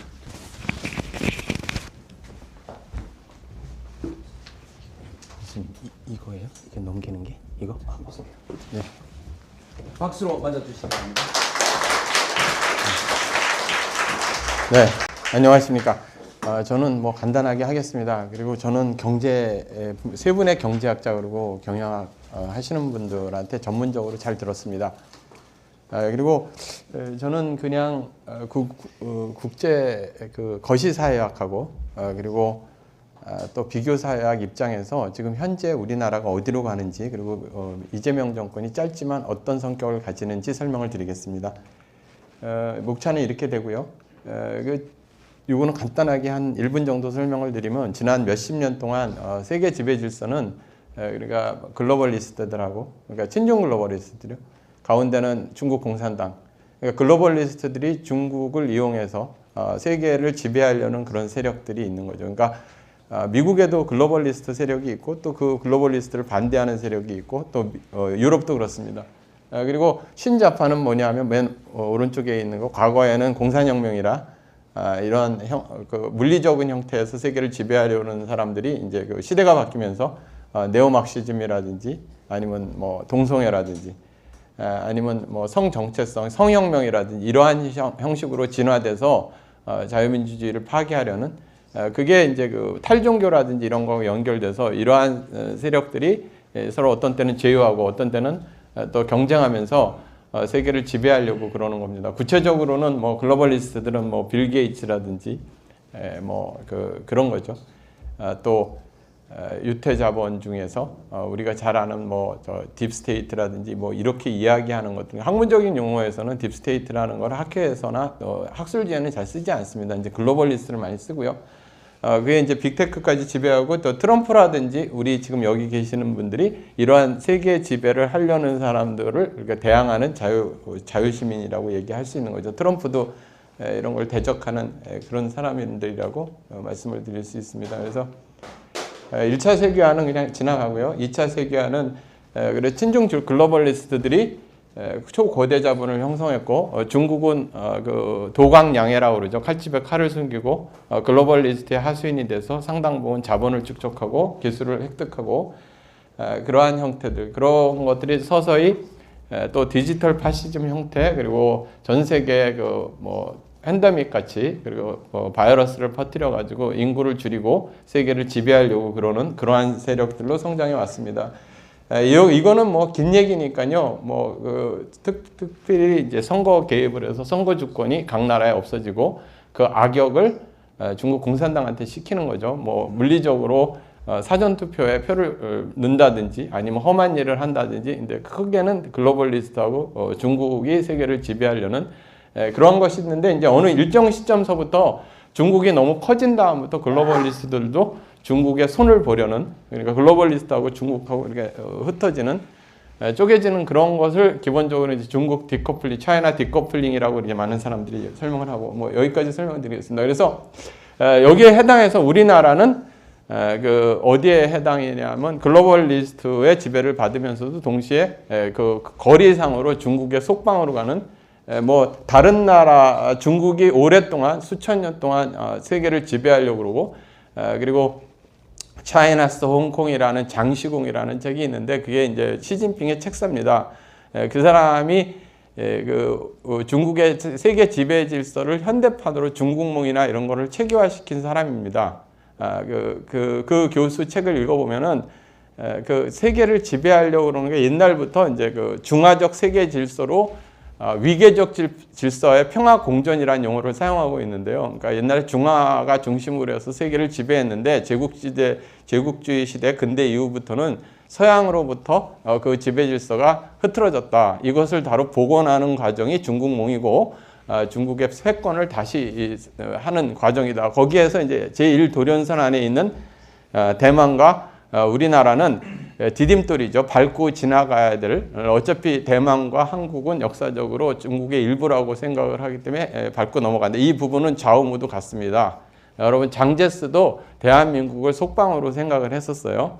그러니까 결과적으로 그 다른 나라의 뭐 공정이 굉장히 많습니다. 뭐 우리가 동북공정, 대한민국하고 북한, 만주에 해당하는 동북공정만 있는 것이 아니라 뭐 그 여러 가지가 남방공정도 있고 서북공정도 있고 일본공정도 있고, 그런데 우리는 이제 동북공정에 해당이 되는 거고, 그러니까 샤프 파워를 구사하죠. 우리나라, 그러니까 다른 데와 마찬가지로 돈과 여자, 그리고 이권 사업으로 사회 유력층을 갖다 매수하고, 살라미 슬라이싱이나 천천히, 여러분 페페로니 소세지 아시죠? 느끼지 못할 정도로 천천히 하고 지구전, 그리고 그러므로 해서 이제 2등 국가, 그리고 그것을 이제 신형 그 대국 관계라고 그러는데, 1등 국가가 이제 패권 국가가 미국이라면 그 도전하는 국가가 중국이고 중국 공산당이고, 여기서 이것을 인정하라. 그래서 23년에 시진핑이 오바마한테 이렇게 얘기를 합니다.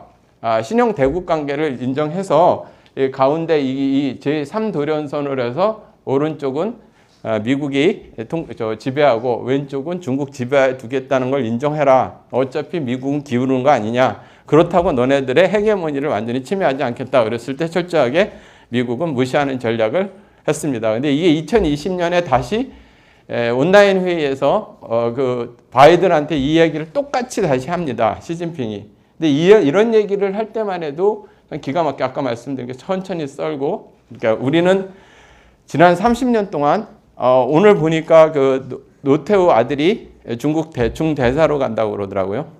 그러니까 이미 그때부터 그 살라미 슬라이싱이 시작이 되고 그렇게 된 거죠. 그래서 국내 상황을 이렇게 정리를 하면 이겁니다. 우리는 글로벌리스트의 영향권 내에 있지만 바로 옆에 있는 중국 공산당한테 직접적인 영향을 받고, 그것이 좌우 모두 할 거 없이 국힘당 정권이든 민주당 정권이든, 특히 민주당이 더 심하죠. 그래서 좌우 모두 중국의 속방으로 거의 가고, 저는 그 공정이 한 95% 문재인 정권 때 끝나고요. 지금 마지막 5% 이재명에서 완성 단계에 있다고 봅니다. 그런데 여기에서 이제 변수는 글로벌리스트하고 중국 공산당하고의 이렇게 약간의 그 균열이 생겼다는 것이 이제 어느 정도 틈이고, 그리고 이렇게 해서 이걸 보면은 전체적으로 전체주의 사회에 돌입이 되는 거고, 우리는 유사 전체주의고 중국의 속방이기도 하죠. 그리고 이중 구조로 글로벌리스트의 또 어떤 그 종속을 받는 거죠. 지배를 받는 거죠. 그래서 우리는 일종의 그러니까 2등 국가이면서 과중한 국민들은 세금과 통제, 디지털 파시즘으로 장기는 여러분들의 장기가 아니라 이제 국유 장기입니다. 아시겠죠? 여러분들 것이 아니에요, 장기는. 제가 이렇게 좀 극단적으로 말씀을 드리면 여러분들의 것이 아니에요. 그래서 제가 30분까지 하면 되죠. 아직 20분 정도 남은 것 같은데. 그래서 이걸 설명을 드리면 제가 일기 종중 매국 정권이라고 얘기를 할 수 있는데 뭐 좀 마일드하게 얘기하면 친중 정권이라고 그러는데 친중이라는 말은 좀 약합니다. 친중은 국익을 위해서 그 어느 정도 그들과 가까이 지내면서 서로 받을 건 받고 줄 건 주다. 그런데 종중은 뭐냐면 종이 돼가지고 나라를 들어 바치는 거죠. 그렇다면 우리나라 지금 그 문재인 정권이나 이재명 정권을 친중 정권이라고 말하기에는 너무 약하죠. 근데 말이 너무 험하니까 언론에서는 친중 정권이라고 그러고 저는 제하에 있으니까 종중이라는 말을 사용하는 거고 그거를 지난 10년 동안 꾸준히 했습니다. 그래서 처음에는 저보고 미쳤는 줄 알아요. 종중이라는 말을 쓰니까 조금은 이제 자연스럽게 받아들이고 그래서 이제 이 구성을 좀 보면은 과거에 주사파 출신의 86 특히 전대업 세대가 이제 그리고 저는 지금 문재인 정권을 집권 9년 차로 봅니다.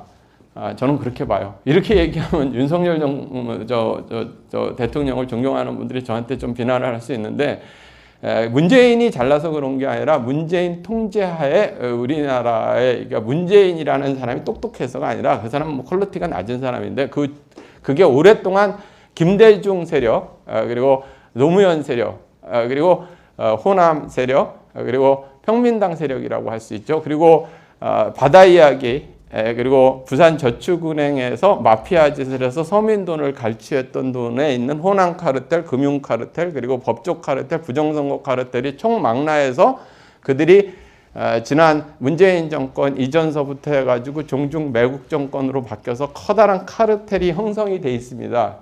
그게 이제 제1기 종중 매국과 이거 떼도둑은 제가 말한 게 아니고요. 이거는 이제 그 정치학 용어입니다. 사양 용어고 클랩터크라시라고 그래가지고 그 도둑 정치라고 그래서 고대부터 다수가 정권을 잡아서 그들이 권력을 이용해서 그 부를 축적하는 돈을 해먹는 그런 거를 클랩터크라시라고 그럽니다. 이제 이 용어가 적합한 것 같습니다.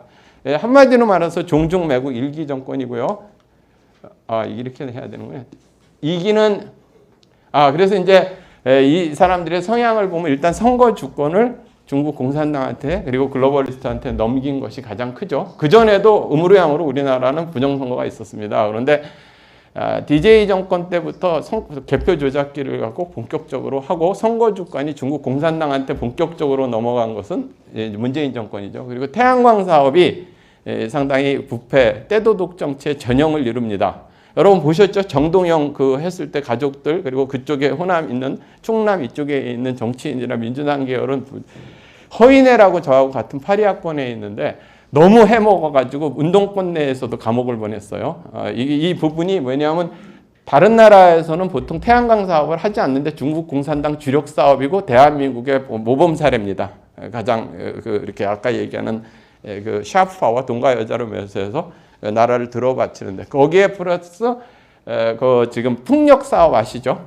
풍력 사업도 지금 이재명 정권에서 하고 있고 그리고 이제 군사 요충지나 이런 데 그 중국 강원도의 웬만한 땅들은 다 중국으로 넘어갔습니다. 알고 계십니까? 그리고 제주도는 반 이상 넘어가 있습니다. 강원도가 더 심합니다. 제가 그 지금 조사 중에 있고 나중에 이제 공식적으로 발표를 하겠습니다. 그리고 그 판검사 국적 제한 폐지된 거 아시죠? 문재인 정권 때. 그거 아시죠? 공무원 우리나라는 국적 제한이 폐지됐습니다. 전 세계에 유례가 없습니다.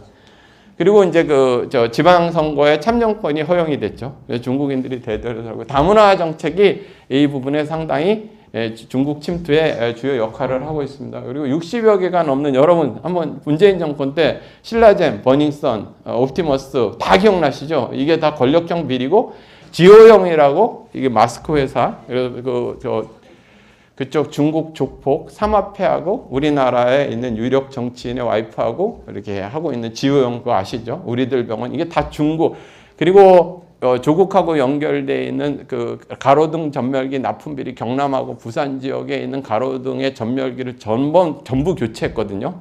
그때가 이제 중국 공산당하고 연결했으니까 그 수많은 비리들 중에서 조국은 조국 펀드, 가로등 전멸기 납품비리, 울산 하명 수사, 뭐 권력 남용 그 중에서 하나 딱 입시비리 하나만으로 잡았죠.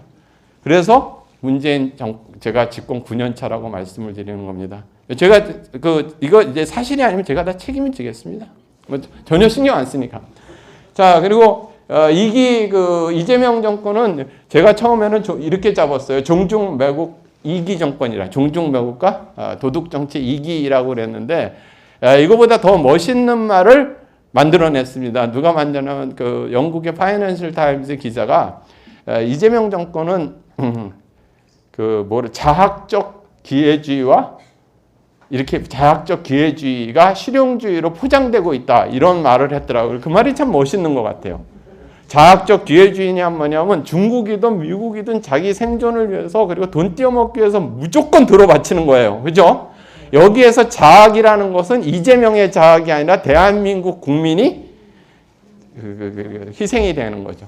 그 말이 멋있는 것 같습니다. 그래서 제가 그 말에 대해서 좀 이렇게 해서 근데 좀 문재인 정권에 비해서 제가 집권 9년 차로 보는 거는 이재명은 그 운동권에 있어서 마이너리티고 성남 양아치 출신입니다. 그렇기 때문에 그 인근에 있는 여러분들 잘 아듯이 경기 동부연합, 한총련 이런 출신들이고 그 전대협 세대들이 지난 정권 때 어렸을 때는 주사파였지만 지금은 종종 매국 세력이 된 반면에 이 친구들은 그냥 성남 지역에서 급식 업체라든지 지역 양아치 노릇, 삼합회하고 결탁 이런 걸로 다 그냥 푼돈이나 하던 친구들이거든요. 그 깃발이나 들고 주전자나 날르고 어렸을 때는 그랬는데 공부 못했다고 그랬는데 나이 들어서도 나이 차이는 전대협하고 안 나는데 한총련이나 경기 동부연합 공부 못한다고 계속 서름을 받았는데 드디어 해먹자 이렇게 된 거예요.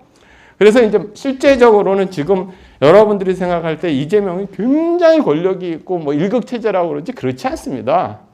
거의 그 권력 해초는 문재인한테 가 있고 이재명이는 혹 부르면 날아갈 수 있는 정도의 수준입니다. 그 내에서는 그렇습니다. 그리고 그래서 이제 상대적으로 기득권 운동권하고보다는 열세라는 거고 그리고 이제 성향을 보면 종중 플러스 종부. 그런데 이재명이는 종중으로 이제 넘어가고 있는 상태죠. 주변이 원래 종북이 더 강하고.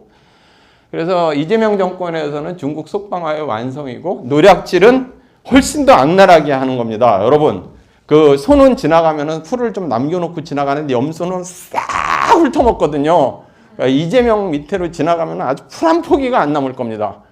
제일 먼저 집권 초기부터 하는 거는 성남 조폭들, 자기 휘하의 조폭들, 그 삼합회하고 결달된 조폭 세력들이 추심 회사를 가지고 있거든요. 그러니까 그 부실 채권 서민들이 뭐 농협이나 어디서 이렇게 부실 그 빚을 뭐 1,000만 원, 2,000만 원 갚다가 갚지 못하면 그게 부실 채권이 됩니다. 그거를 헐값으로 사들여요. 100만 원, 50만 원을. 그걸 가지고 있다가 이재명이 집권하던 날 바로 서민 비탄감하면서 부실 채권을 다 사들였어요. 그 돈이 서민한테 가는 게 아니라 성남 양아치가 세운 추심회사, 그 뒤에 삼합회하고 결정된 그 추심회사 입금을 한 거예요. 이거를 개딸들이라든지 민주당 지지자들이 알아야 되는데 이걸 모르고서 아무리 설명을 해도 그걸 이해를 못 하더라고. 내가 데이터까지 보여줘도. 자, 이런 문제가 있는 거고. 자, 그리고 이제 지금 10분 정도 남은 것 같습니다. 충분한 것 같습니다. 이재명 정권 그래서 결과적으로는 자해적 기회주의고 도둑 정치라고 말할 수 있습니다. 지금 트럼프 대통령이 우리한테 압박을 하고 있는 거, 이재명 정권이나 우리 한국에 하는 관세, 그리고 핵심 기술, 그리고 동맹의 현대화, 이거 다 아시죠? 동맹의 현대화는 주한미군의 역할이나 지금 동북아에 있는 데에서 주한미군과 대한민국의 국군의 역할을 달리하자. 그러니까 우리 편에 서라는 거죠. 중국 편에 석방으로 가지 말고 우리 미국 편에 서라. 자유세계에 서라 이런 얘기고 평택 미군 기지 소유권이라고 얘기를 할 수 있는데 이 부분이 지금 지난번에 가가지고 협의를 해갖고 왔다라는데 이거가 현실적으로 타결되거나 실현되는 거는 가능성이 없습니다, 여러분. 가능성이 없어요. 우리나라는 3,500억 달러를 갖다가 대미로 현금으로 다 투자하지 못합니다. 그 누구죠? 이름이 갑자기 생각이 김용성인가 누군지 우리 어저께 대통령실의 정책실장이라고 하는 사람이 무슨 기자들과 클럽에서 우리나라가 투자할 수 있는 돈은 200억에서 300억 연간 그거밖에 안 된다. 그런데 이재명이 가가지고 불과 2주 전에 대통령 소리 한번 들으려고 완전히 가가지고 3,500불 가능하다고 사기를 쳤는데 이거 불가능한 얘기입니다. 가능한데 그리고 1,500불 또 아까 얘기하는 미국의 조선업을 부흥시키는 나스가인가 뭐 이거 있지 않습니까? 그것도 불가능해요. 우리나라 노란봉투법도 있고 또 한편으로는 그 투자 자체가 기업이 할 수 있는 일이 아닙니다. 그러니까 막 이 말 저 말 성남 양아치식으로 막 해대고 내가 그런 말 한 적 있냐? 아니면은 노란봉투법 때문에 못했느냐 이 전략입니다. 그러니까 시간 벌기죠. 중국의 나라를 들어바치면서 미국한테는 시간 벌기 전략이라고밖에는 판단이 안 되고 그 주한미군에 관련돼서 그 다음날 이재명이가 결렬되고 난 다음에도 안미 경중으로 할 수 없다 그러는 거는 그냥 늘어놓는 수사고 실질적으로 그럴 생각이 전혀 없죠. 우리나라가 지금 그 미군의 역할을 달리하고 극동지역의 그 군사 이 동맹이라든지 그 호주, 일본, 필리핀, 우리나라 이렇게 해가지고 이 동북아를 지키려고 이재명 정권이 그럴 것 같습니까? 그럴 것 같습니까, 여러분? 전혀 그럴 가능성이 없죠. 그러니까 이 부분도 사실 나중에 어마어마하게 압력으로 돌아오거나 그리고 무기를 대단위로 구매하겠다고 그러는데 미국에서 폐품 처리하는 그 사용하지 않는 무기들을 사오면서 실질적으로 핵심 기술은 미국이 가지고 있죠. 아무리 뭐 무기를 가져와도 운영 체계는 미국이 가지고 있거든요. 그런 거나 사가지고 그 잘 보이려고 그러지 않을까? 이것도 뭐 지켜질지 모르는 거고 그리고 그 첨단 산업이나 이런 부분들도 실현되는 것이 가능할 것이냐? 무엇보다도 여러분 지금 일어나고 있는 그 지금 조지아주에서 일어나고 있는 부분에 그 지금 현대 건설하고 그러니까 현대 자동차하고 그다음에 LG 엔솔하고 있는데 LG 엔솔에 그 오늘 잡힌 그 돌아온다는 사람들이나 이런 사람들이 완전히 돌아올 것 같지도 않습니다. 거기서 재질이 안 좋은 사람은 데리고 있을 거예요. 그리고 구속시킬 수도 있습니다. 좀 파악을 해보니까 거기에 있는 사람들이 그거더라. 금속노조하고 화석노조더라고요. 아시죠? 민주노총. 우리나라식으로 막 하면 되는 줄 알아요? 나는 근데 오늘 좀 궁금한 질문이 있는데 울산대학교 안에 이런 일이 있었습니다. 그 자기네들이 몇 년 전인데 3, 4년 된 것 같아요. 자기네들이 그 민중외척이 집회 신고도 안 하고 불법 집회를 하려다가 거기서 경찰이 막으니까 갑자기 한 30분 거리에는 학교로 쳐들어왔어요. 아무 이유도 없는. 그래서 학교의 유리창이라는 학교 체육관의 유리창을 다 때려부시고 집회를 하고 나갔어요. 근데 뭔지 모르겠어요. 이런 일이 백주 대낮에 벌어져서 내가 막 학교에다가 저런 놈들 막 손해배상 청구하라고 그랬는데 안 한 것 같아요. 겁이 나가지고. 이런 경우는 그러니까 백주에 이런 일이 벌어지는 거예요. 예. 이게 노란봉투법 지금 그 곳곳에서 이게 보면은 울산 지역에 곳곳에서 다 노사분계 조짐이 있습니다. 그래서 이런 부분들 저런 부분 해가지고 극히 혼란스러운 상태고요. 자, 결과적으로 미국이 우리한테 요구하는 건 동맹의 신뢰를 회복하라는 겁니다. 그리고 중국 포위 전략에 협력하라는 거고 경제 산업 구조를 FTA 체제에서 그리고 동맹끼리 이렇게 하고 미국의 통제가 미치지 않는 중국이나 뭐 인도나 브라질, 인도는 모르겠습니다. 세모죠. 너네들 알아서 살고 나머지는 이렇게 볼록을 해서 살자는데 이재명이가 과연 그걸 들어갈지, 그런지 만약에 안 들어간다 그러면 그 능력은 되는 건지, 정말 북한이나 쿠바식으로 특히 북한식으로 고난의 행군을 하면서 수세식 화장실 필요 없이 살 수 있는 건지, 수돗물 없이 살 수 있는 건지, 아니면 돈이나 띄어먹으면서 지금같이 민주노총같이 괜히 이러면서 겉멋으로 반미하면서 노략질을 계속 하는 것이 시대적으로 맞지 않을 것 같습니다. 그래서 그런 점에 있어서 붕괴가 될 거라고 생각을 하는데 그 힘은 우리가 물리쳐야 된다고 생각을 합니다. 자, 중국에서 요구하는 거는 속방의 완성, 지켜라. 완전히 속방이 되게 만들어라. 그리고 중국의 지배 법적 물적 토대를 완결하라. 그리고 아까 말씀을 드린 위계적 질서에서 평화공존 옛날로 돌아가라. 이게 되는 거죠. 아직도 5분이 남았네요. 잘 됐네. 그래서 아까도 쉬는 시간 때문에 이렇게 네네. 그러니까 1분만 더 하겠습니다. 그러면 이제 비탄감 정책 아까 말씀인 게 저희의 전형적인 도둑 정치. 이게 이재명 정권은 불안폭이 남지 않습니다. 제가 비탄감 정책은 수심 회사에 보존해 주는 거라 했죠. 성남 조폭과 삼합회, 그리고 민생지원금 1, 2차 같은 경우에 있어서는 괜히 고갈하는 거죠. 세금 고갈하고 재정 적자만 누적시키는 거고. 그리고 여러분들 아마 곧 강제 접종을 당할 겁니다. 그래서 제가 이민을 갈 수는 없고 도대체 어떻게 해야 되나? 암을 한번 다시 재발해서 죽어야 되는 건지 뭐 하여간 여러분들 있잖아요. 이 강제 접종이 다시 이미 사들인 거 아시죠? 예, 이미 사들여놨고 그러니까 제2의 그 전체주의 이게 다른 거. 그러니까 아까 이게 이재명이 중국 공산당의 하수인일 뿐만 아니라 글로벌리스트의 하수인이라는 거는 전형적으로 늘어나는 게 증명하는 게 이게 백신이죠. 아까 말씀드린 그 떼도독 사업에 그 태양광 플러스 뭐라고 그랬습니까? 이미 몇 조 원치 해마다 연차 중국의 그 풍력 그지 같은 그 기자재가 다 들어오게 지금 다 돼 있습니다. 그리고 건설 제조업은 상납을 했죠. 퍼스코는 이제 우리 게 아니라 누구 겁니까? 중국 거죠. 포스트NC 김용진 교수님 말씀을 하셨지만 그게 우연이 아닙니다. 우리나라의 철강산업과 건설업을 파괴해서 중국한테 들어바치려는 고도의 계산이고 그 머리는 경기 동부연합이라든지 한총련 애들이 하는 게 아니라 중국 애들이 다 뒤에서 세팅을 하고 있다고 생각을 합니다. 그리고 노란봉투법 상법 개정으로 국내 산업은 파괴될 테니까 이 부분이 그러니까 좀 이렇게 된다고 그럽니다. 그리고 마지막 완성은 이들이 이제 개헌을 통해서 종중 정권을 완성할 겁니다. 그것은 이원 집정제가 될 겁니다.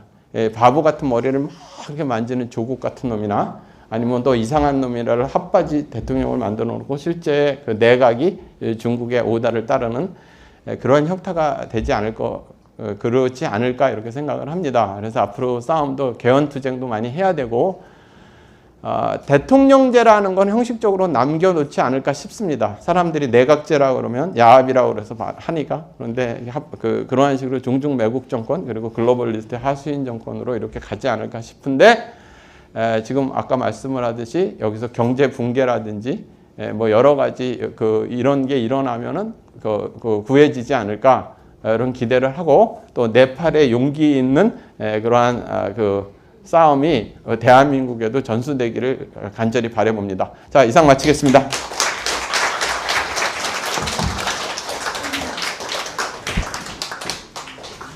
감사합니다. 마지막으로 숙명여대 신도철 교수님께서 이재명 100일과 트럼프 200일에 대해서 발표해 주시겠습니다. 박수로 맞아 주시기 바랍니다.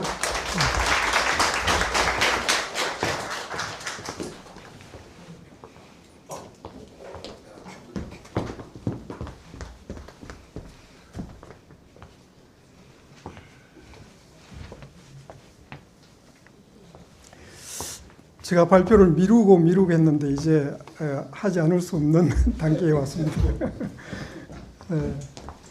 사실 앞에서 뭐 이야기하신 것하고 중복되는 것도 많이 있을 거고 특히 이제 조금 전에 이재봉 교수가 뭐 어떤 세력이 있고 카르텔이 어떻고 이런 이야기를 하시는데 그것하고 좀 맥락이 통하면서도 조금 뉘앙스는 다를 수도 있습니다. 지금 숙명여대 명예교수가 있는 신도철이고요. 이재명 100일이 됐어요. 그런데 트럼프 위기는 200일이 조금 넘었는데 그래도 제목상 뭐 200일 이렇게 했습니다.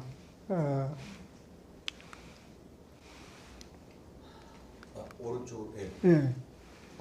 그러니까 6월 3일 대통령 선거가 있었고 또 바로 다음 날 이재명이 대통령에 취임을 했습니다. 미국에서는 작년 11월에 대통령 선거가 있었고 1월 12일 날 도널드 트럼프가 그 대통령에 취임을 했습니다.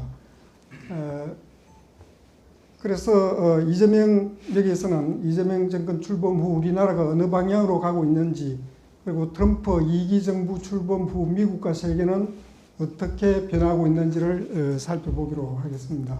이어서 변하는 세계 정세 속에서 한국의 미래는 어떻게 될 것인지를 전망해보고 우리는 무엇을 어떻게 해야 할지에 대해서 생각해보기로 하겠습니다. 이재명 100일 저기 조동근 교수 또 김병준 교수가 자세하게 이야기했기 때문에 여기서는 아주 간단하게 요약해서 이야기하겠습니다. 작년 12월 3일 그 비상계엄이 선포되고 또 산핵소추안이 이렇게 국회 통과하고 또 헌법재판소에서 말도 안 되게 인용을 하고 이렇게 해가지고 6월 3일 날 대통령 선거가 치러졌습니다. 이 선거에서 이제 이재명 후보가 승리한 것으로 발표됐는데, 근데 제가 보건대는 이게 좀 그 의혹이 있어요. 그 이재명 후보가 당일 투표에서는 37대 53의 꽤 큰 득표율 차이로 졌거든요. 그런데도 불구하고 사전 투표에서 워낙 크게 이긴 걸로 해가지고 그렇게 이겼다 이렇게 선관위가 발표를 했어요. 그래서 여기에 대해서 국내에서 많은 사람들이 의혹의 눈길을 보냈고 지금도 보내고 있고 거리에서도 지금도 스탑 더 스틸 뭐 이런 집회를 하고 있습니다. 이재명 정권은 들어서자마자 시장경제 원칙을 허무는 정책, 법치를 허무는 정책, 또 종중 사회주의 지향 정책 이런 것을 밀어붙임으로써 정치, 경제, 사회 등 제 분야에 큰 그 상처를 남기고 있습니다. 노란봉투법을 제정하여 파업 등 노조 활동에 힘을 실어주고 있고 상법 개정을 통해 기업의 경영권 방어를 어렵게 하고 있습니다. 이들 정책은 기존의 중대재해처벌법, 과도하게 높게 설정된 최저임금, 세계 최고 수준의 상속세, 증여세 이런 것과 결합해가지고 기업 경영 환경을 더욱더 어렵게 하고 있습니다. 그 각종 포퓰리즘 정책을 뒷받침하느라 이 재정 적자가 크게 발생하고 있고 따라서 국가 부채도 급속하게 증가하고 있습니다. 또 특검을 남발하고 얼마 전에 이제 트럼프 대통령도 언급했듯이 교회 미군 기지까지 압수수색하면서 하고 또 최근에는 그 검찰청 폐지하는 방향으로 정부조직법을 개정을 했죠. 이런 그 법치 파괴적 입법과 행정이 광범위하게 이루어지고 있습니다. 중국인의 대거 유입, 또 그들에 대한 특혜, 중국 자본의 우리나라 토지 매입과 기업 인수 이런 것을 보면은 앞에 뭐 법치 파괴, 경제 기업하기 어렵게 만드는 그런 정책들 이런 거를 다 종합해 보면은 이 대한민국을 해체하려고 하는 게 아닌가. 그래서 중국에 갖다 바치려고 하는 게 아닌가 그런 생각이 들고 있습니다. 이걸로 이제 그 이재명 100일에 대해서는 간단히 살펴봤고 트럼프 2기에 대해서 좀 이야기를 해보도록 하겠습니다. 이것은 이제 좀 새로운 거니까 조금 더 자세히 이야기를 하겠습니다. 작년 11월에 트럼프가 상당히 큰 차이로 카말라 해리스 후보를 제치고 대통령이 당선됐죠. 그리고 의원 선거에서도 그 하원, 상원 모두 그 공화당이 다수석을 차지를 했습니다. 1기 때는 그 후반기에 하원이 그 민주당이 지배를 하고 해가지고 좀 어려움을 겪고 했는데 지금은 이제 의회도 장악을 하고 해가지고 1기 때보다는 훨씬 더 추진력 있게 그 자기가 하고 싶은 정책을 추진할 수 있는 그런 여건이 마련됐다 이렇게 볼 수가 있겠습니다. 트럼프 대통령은 1월 20일 취임 연설에서 미국의 세태를 종식하고 황금 시대를 열어갈 것이다 이렇게 선언을 했습니다. 수십 년 동안 요거 잘 한번 들어보십시오. 수십 년 동안 급진적이고 부패한 기득권 세력들은 우리 국민의 권력과 부를 강탈하여 우리를 노예로 만들었다. 나는 미국의 대통령으로서 강탈당한 주권을 되찾고 미국을 그들로부터 해방시켜서 자주 국가로 만들겠다. 이렇게 선언을 했어요. 그러니까 조금 낯설죠. 그 미국이 주권을 강탈당했다. 이렇게 보고 있고 그거를 미국을 해방시키겠다. 이렇게 이야기를 하고 있어요. 하여튼 이런 그 문제의식을 갖고 취임하자마자부터 엄청난 그 정책들을 펴나가고 있습니다.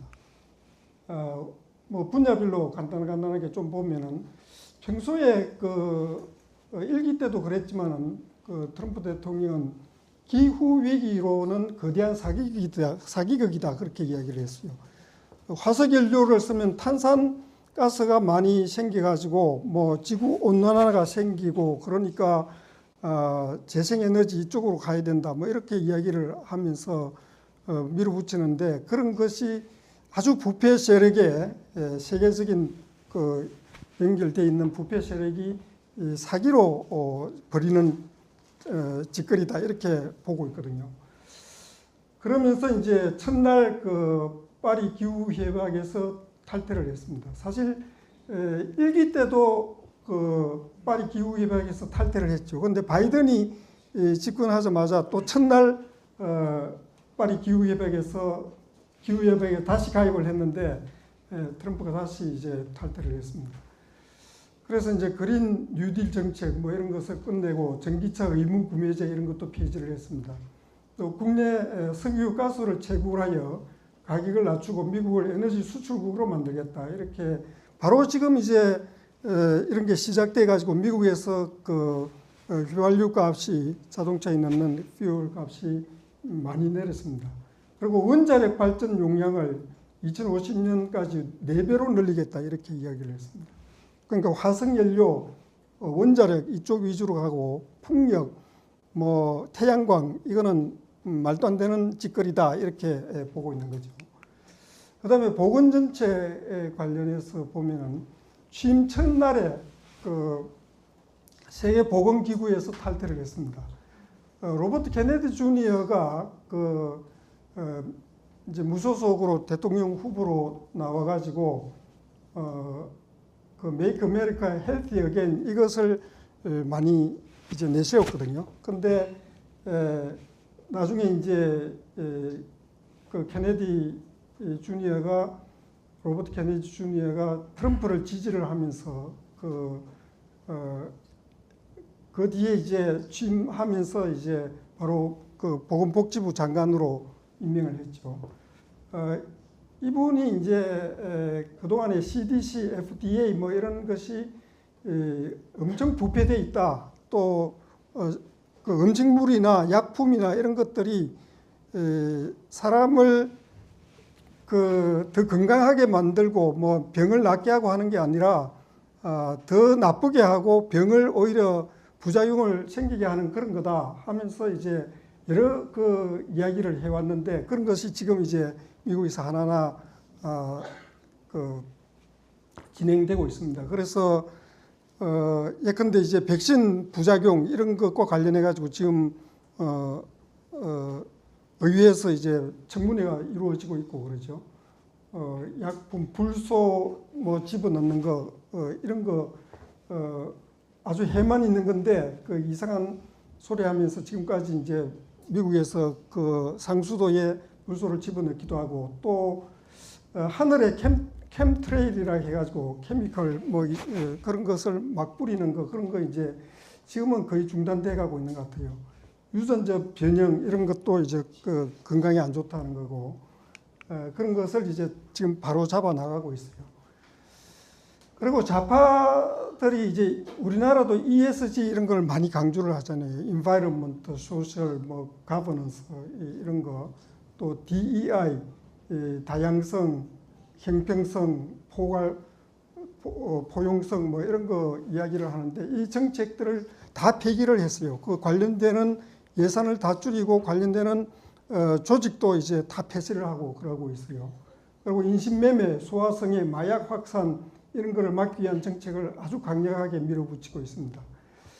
트럼프가 성은 남성과 여성 두 개밖에 없다 이렇게 선언을 했어요. 그러니까 젠더 이퀄리티 해가지고 뭐 자기가 LGBTQ 뭐 해가지고 그 우리나라도 그걸 받아들여가지고 이상한 요상한 짓을 많이 하는데 미국은 이제 그런 것을 바로잡고 있는 거죠.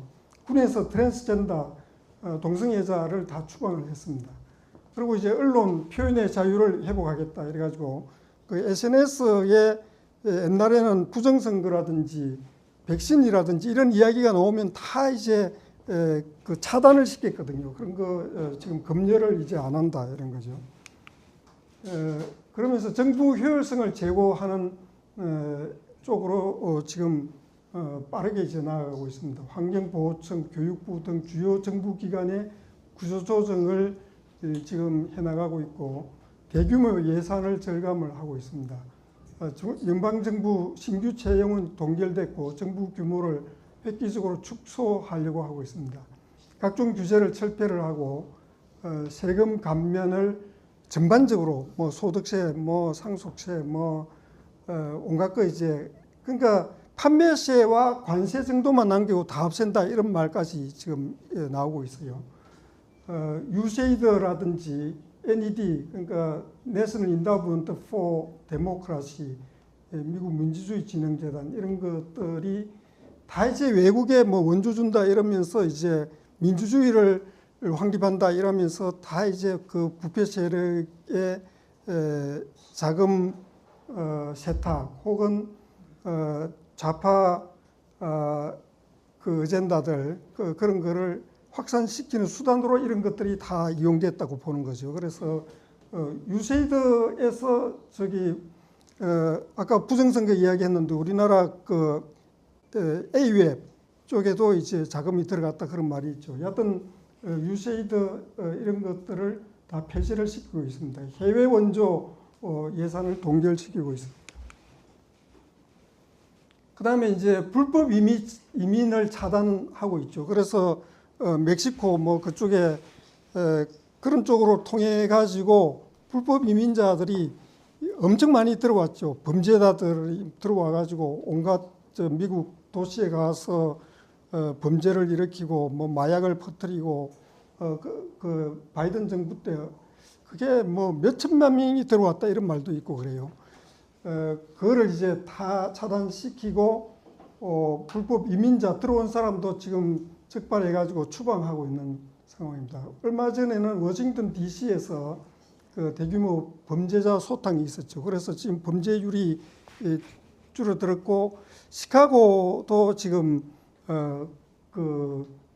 연방 정부가 나서가지고 범죄자 소탕을 한다 그런 말이 있어요. 그런데 저게 이제 단순한 범죄 소탕이 아니고 더 깊은 뜻이 있다 그러기는 하는데 뭐 시간 제약도 있고 하니까 간단하게 넘어가겠습니다. 그리고 캐나다나 멕시코 이쪽을 통해서 마약 이런 게 많이 유입이 됐죠. 그거를 막고 있고 파나마 운하 지배력 회복, 그린랜드 편입 이런 거를 추구를 하고 있죠.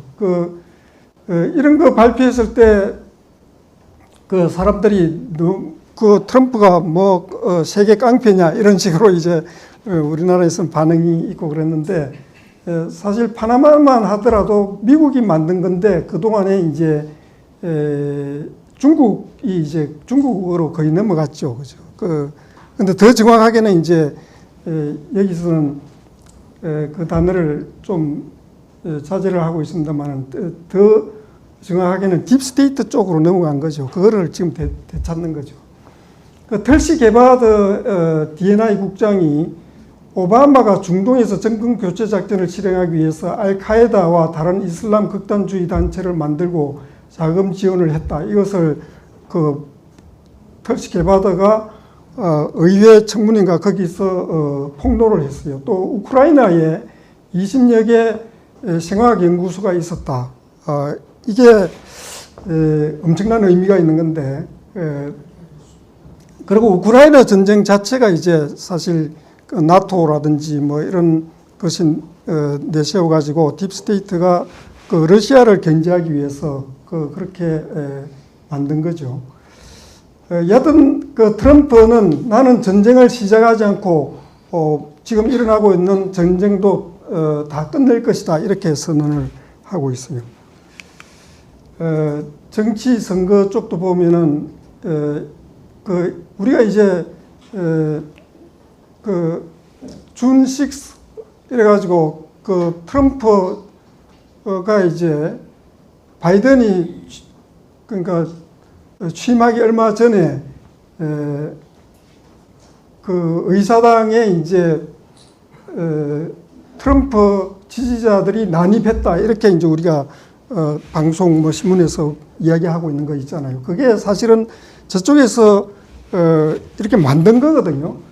그래서 진짜 죄진 게 아무것도 없는 사람들이 몇백 명인지 정확히 모르겠는데 그 사람들이 그동안에 갇혀 있고 그랬어요. 그 사람들을 바로 이제 다 풀어주고 사면을 했어요.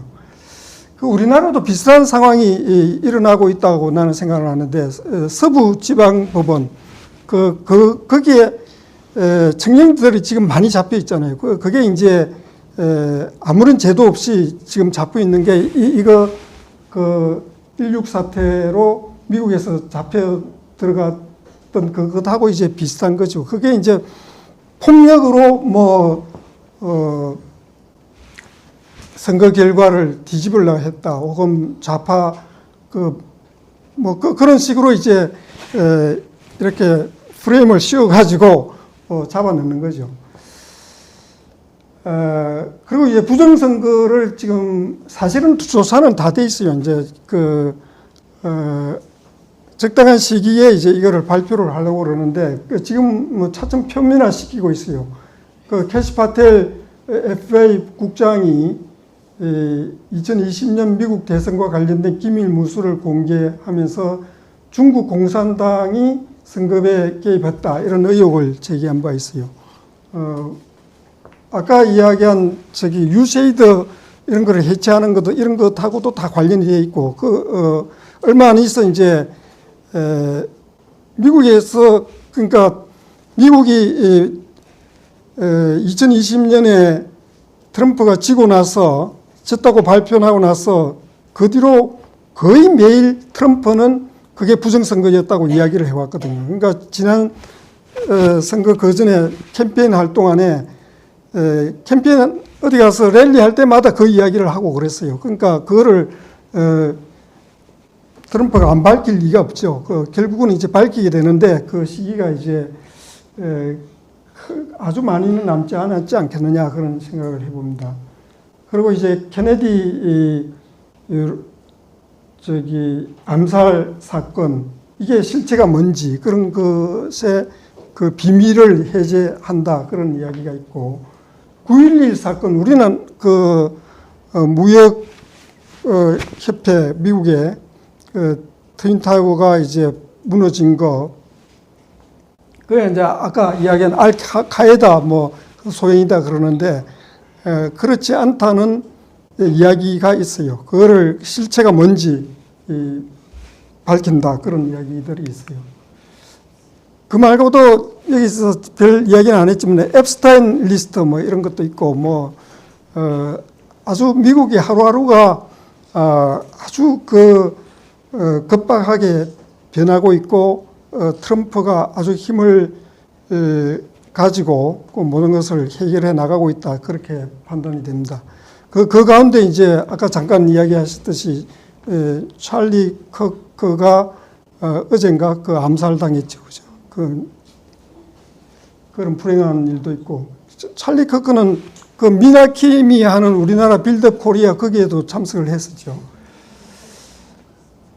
종합적으로 이제 이야기를 하면 트럼프는 일찍부터 딥스테이트를 쳐부수겠다. 워싱턴 DC의 수안포를 말리겠다. 이런 말을 해왔어요. 트럼프가 생각하는 딥스테이트 내지 글로벌리스트는 독립된 주권 국가를 해체하여 세계 단일 독재 정권을 만들려고 한다. 트럼프 취임 연설에서 우리는 주권을 되찾고 자유로운 국가를 만들 것을 선언했는데 사실 그동안에 바이든 정부 때 미국이 엄청 무너졌어요. 마약이라든지 폭력이라든지 온갖 부패 이렇게 해가지고 무너졌는데 이제 그런 거를 지금 되찾고 미국을 다시 위대하게 만들겠다. 그렇게 이제 그거를 실행에 옮기고 있다고 저는 파악을 하고 있습니다. 트럼프는 딥스가 자신의 이익 증대와 인류의 노예화를 위해 전쟁을 일으키고 질병과 마약을 퍼뜨리고 부작용이 많은 약을 보급하고 고급 기술을 사장시키고 효율성이 낮은 에너지원을 사용하도록 하고 인신매매와 아동성애를 행하고 온갖 악행을 저질렀다고 봅니다. 트럼프의 인식이 그렇습니다. 트럼프는 딥스를 무찌르는 것이 미국을 살리고 세계 인류의 삶을 향상시키는 길이라고 믿고 있습니다. 그 이제 미국과 한국 전망과 가세 그 앞에서 본 바와 같이 이재명과 트럼프는 지향점이 너무나 다릅니다. 이재명은 큰 정부를 뭐 사회주의 정부 뭐 이런 거를 지향하는 데 반해서 트럼프는 작고 효율적인 정부를 지향을 합니다. 이재명은 풍력, 태양광 등 재생에너지 비중을 확대하고자 하는 데 반해서 트럼프는 화석연료와 원자력이야말로 안정적이고 값싼 에너지원이라고 말합니다. 이재명은 중국 공산당을 추종하는 성향을 보이는 데 반해서 트럼프는 중국 공산당을 해체하고 중국을 자유민주주의 시장경제로 전환시키고 싶어하는 것 같습니다. 이재명 당선은 부정선거 의혹의 대상이 되어 있는 데 반해서 트럼프는 부정선거를 밝혀내고 없애려 하고 있습니다. 트럼프는 지금 그 일기 때와는 또 다르게 아주 지도력이 확고하게 그 자리를 잡았다 할 수 있습니다. 트럼프는 대한민국을 그리고 아주 호의적으로 보고 있다고 생각합니다. 사실 그 아시는 분은 아시겠지만은 김우중 그 회장하고 상당히 그 친하게 지냈거든요. 뉴욕에 있는 트럼프 타워도 그 김우중 회장이 지은 거예요.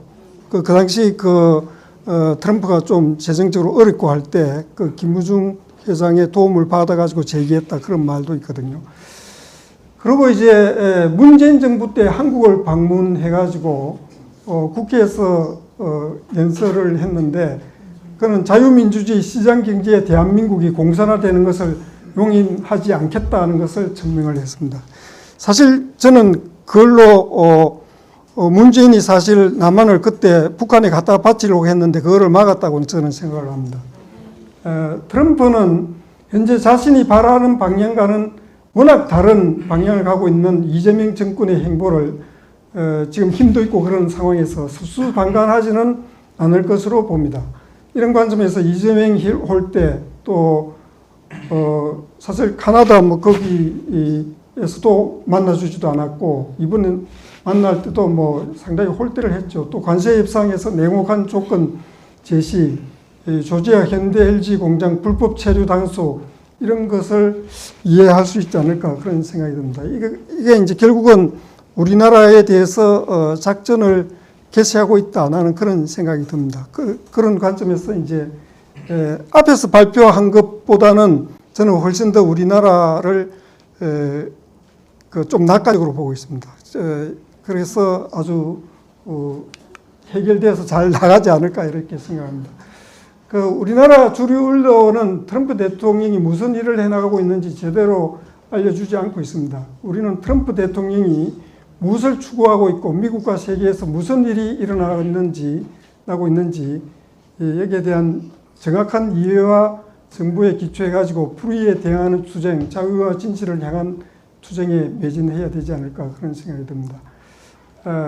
사실 또 중간에 이 딥스테이트 뭐 이런 쪽하고 중간에 중국이 우리 바로 옆에 있으면서 끼어 있습니다. 그건 나중에 이제 토론 시간에 이재명 교수하고 좀 이렇게 질문 토론도 하면서 이게 실제로 이 세계가 어떻게 돌아가고 있는지 좀 더 논의를 해볼 필요가 있다 그런 생각이 듭니다.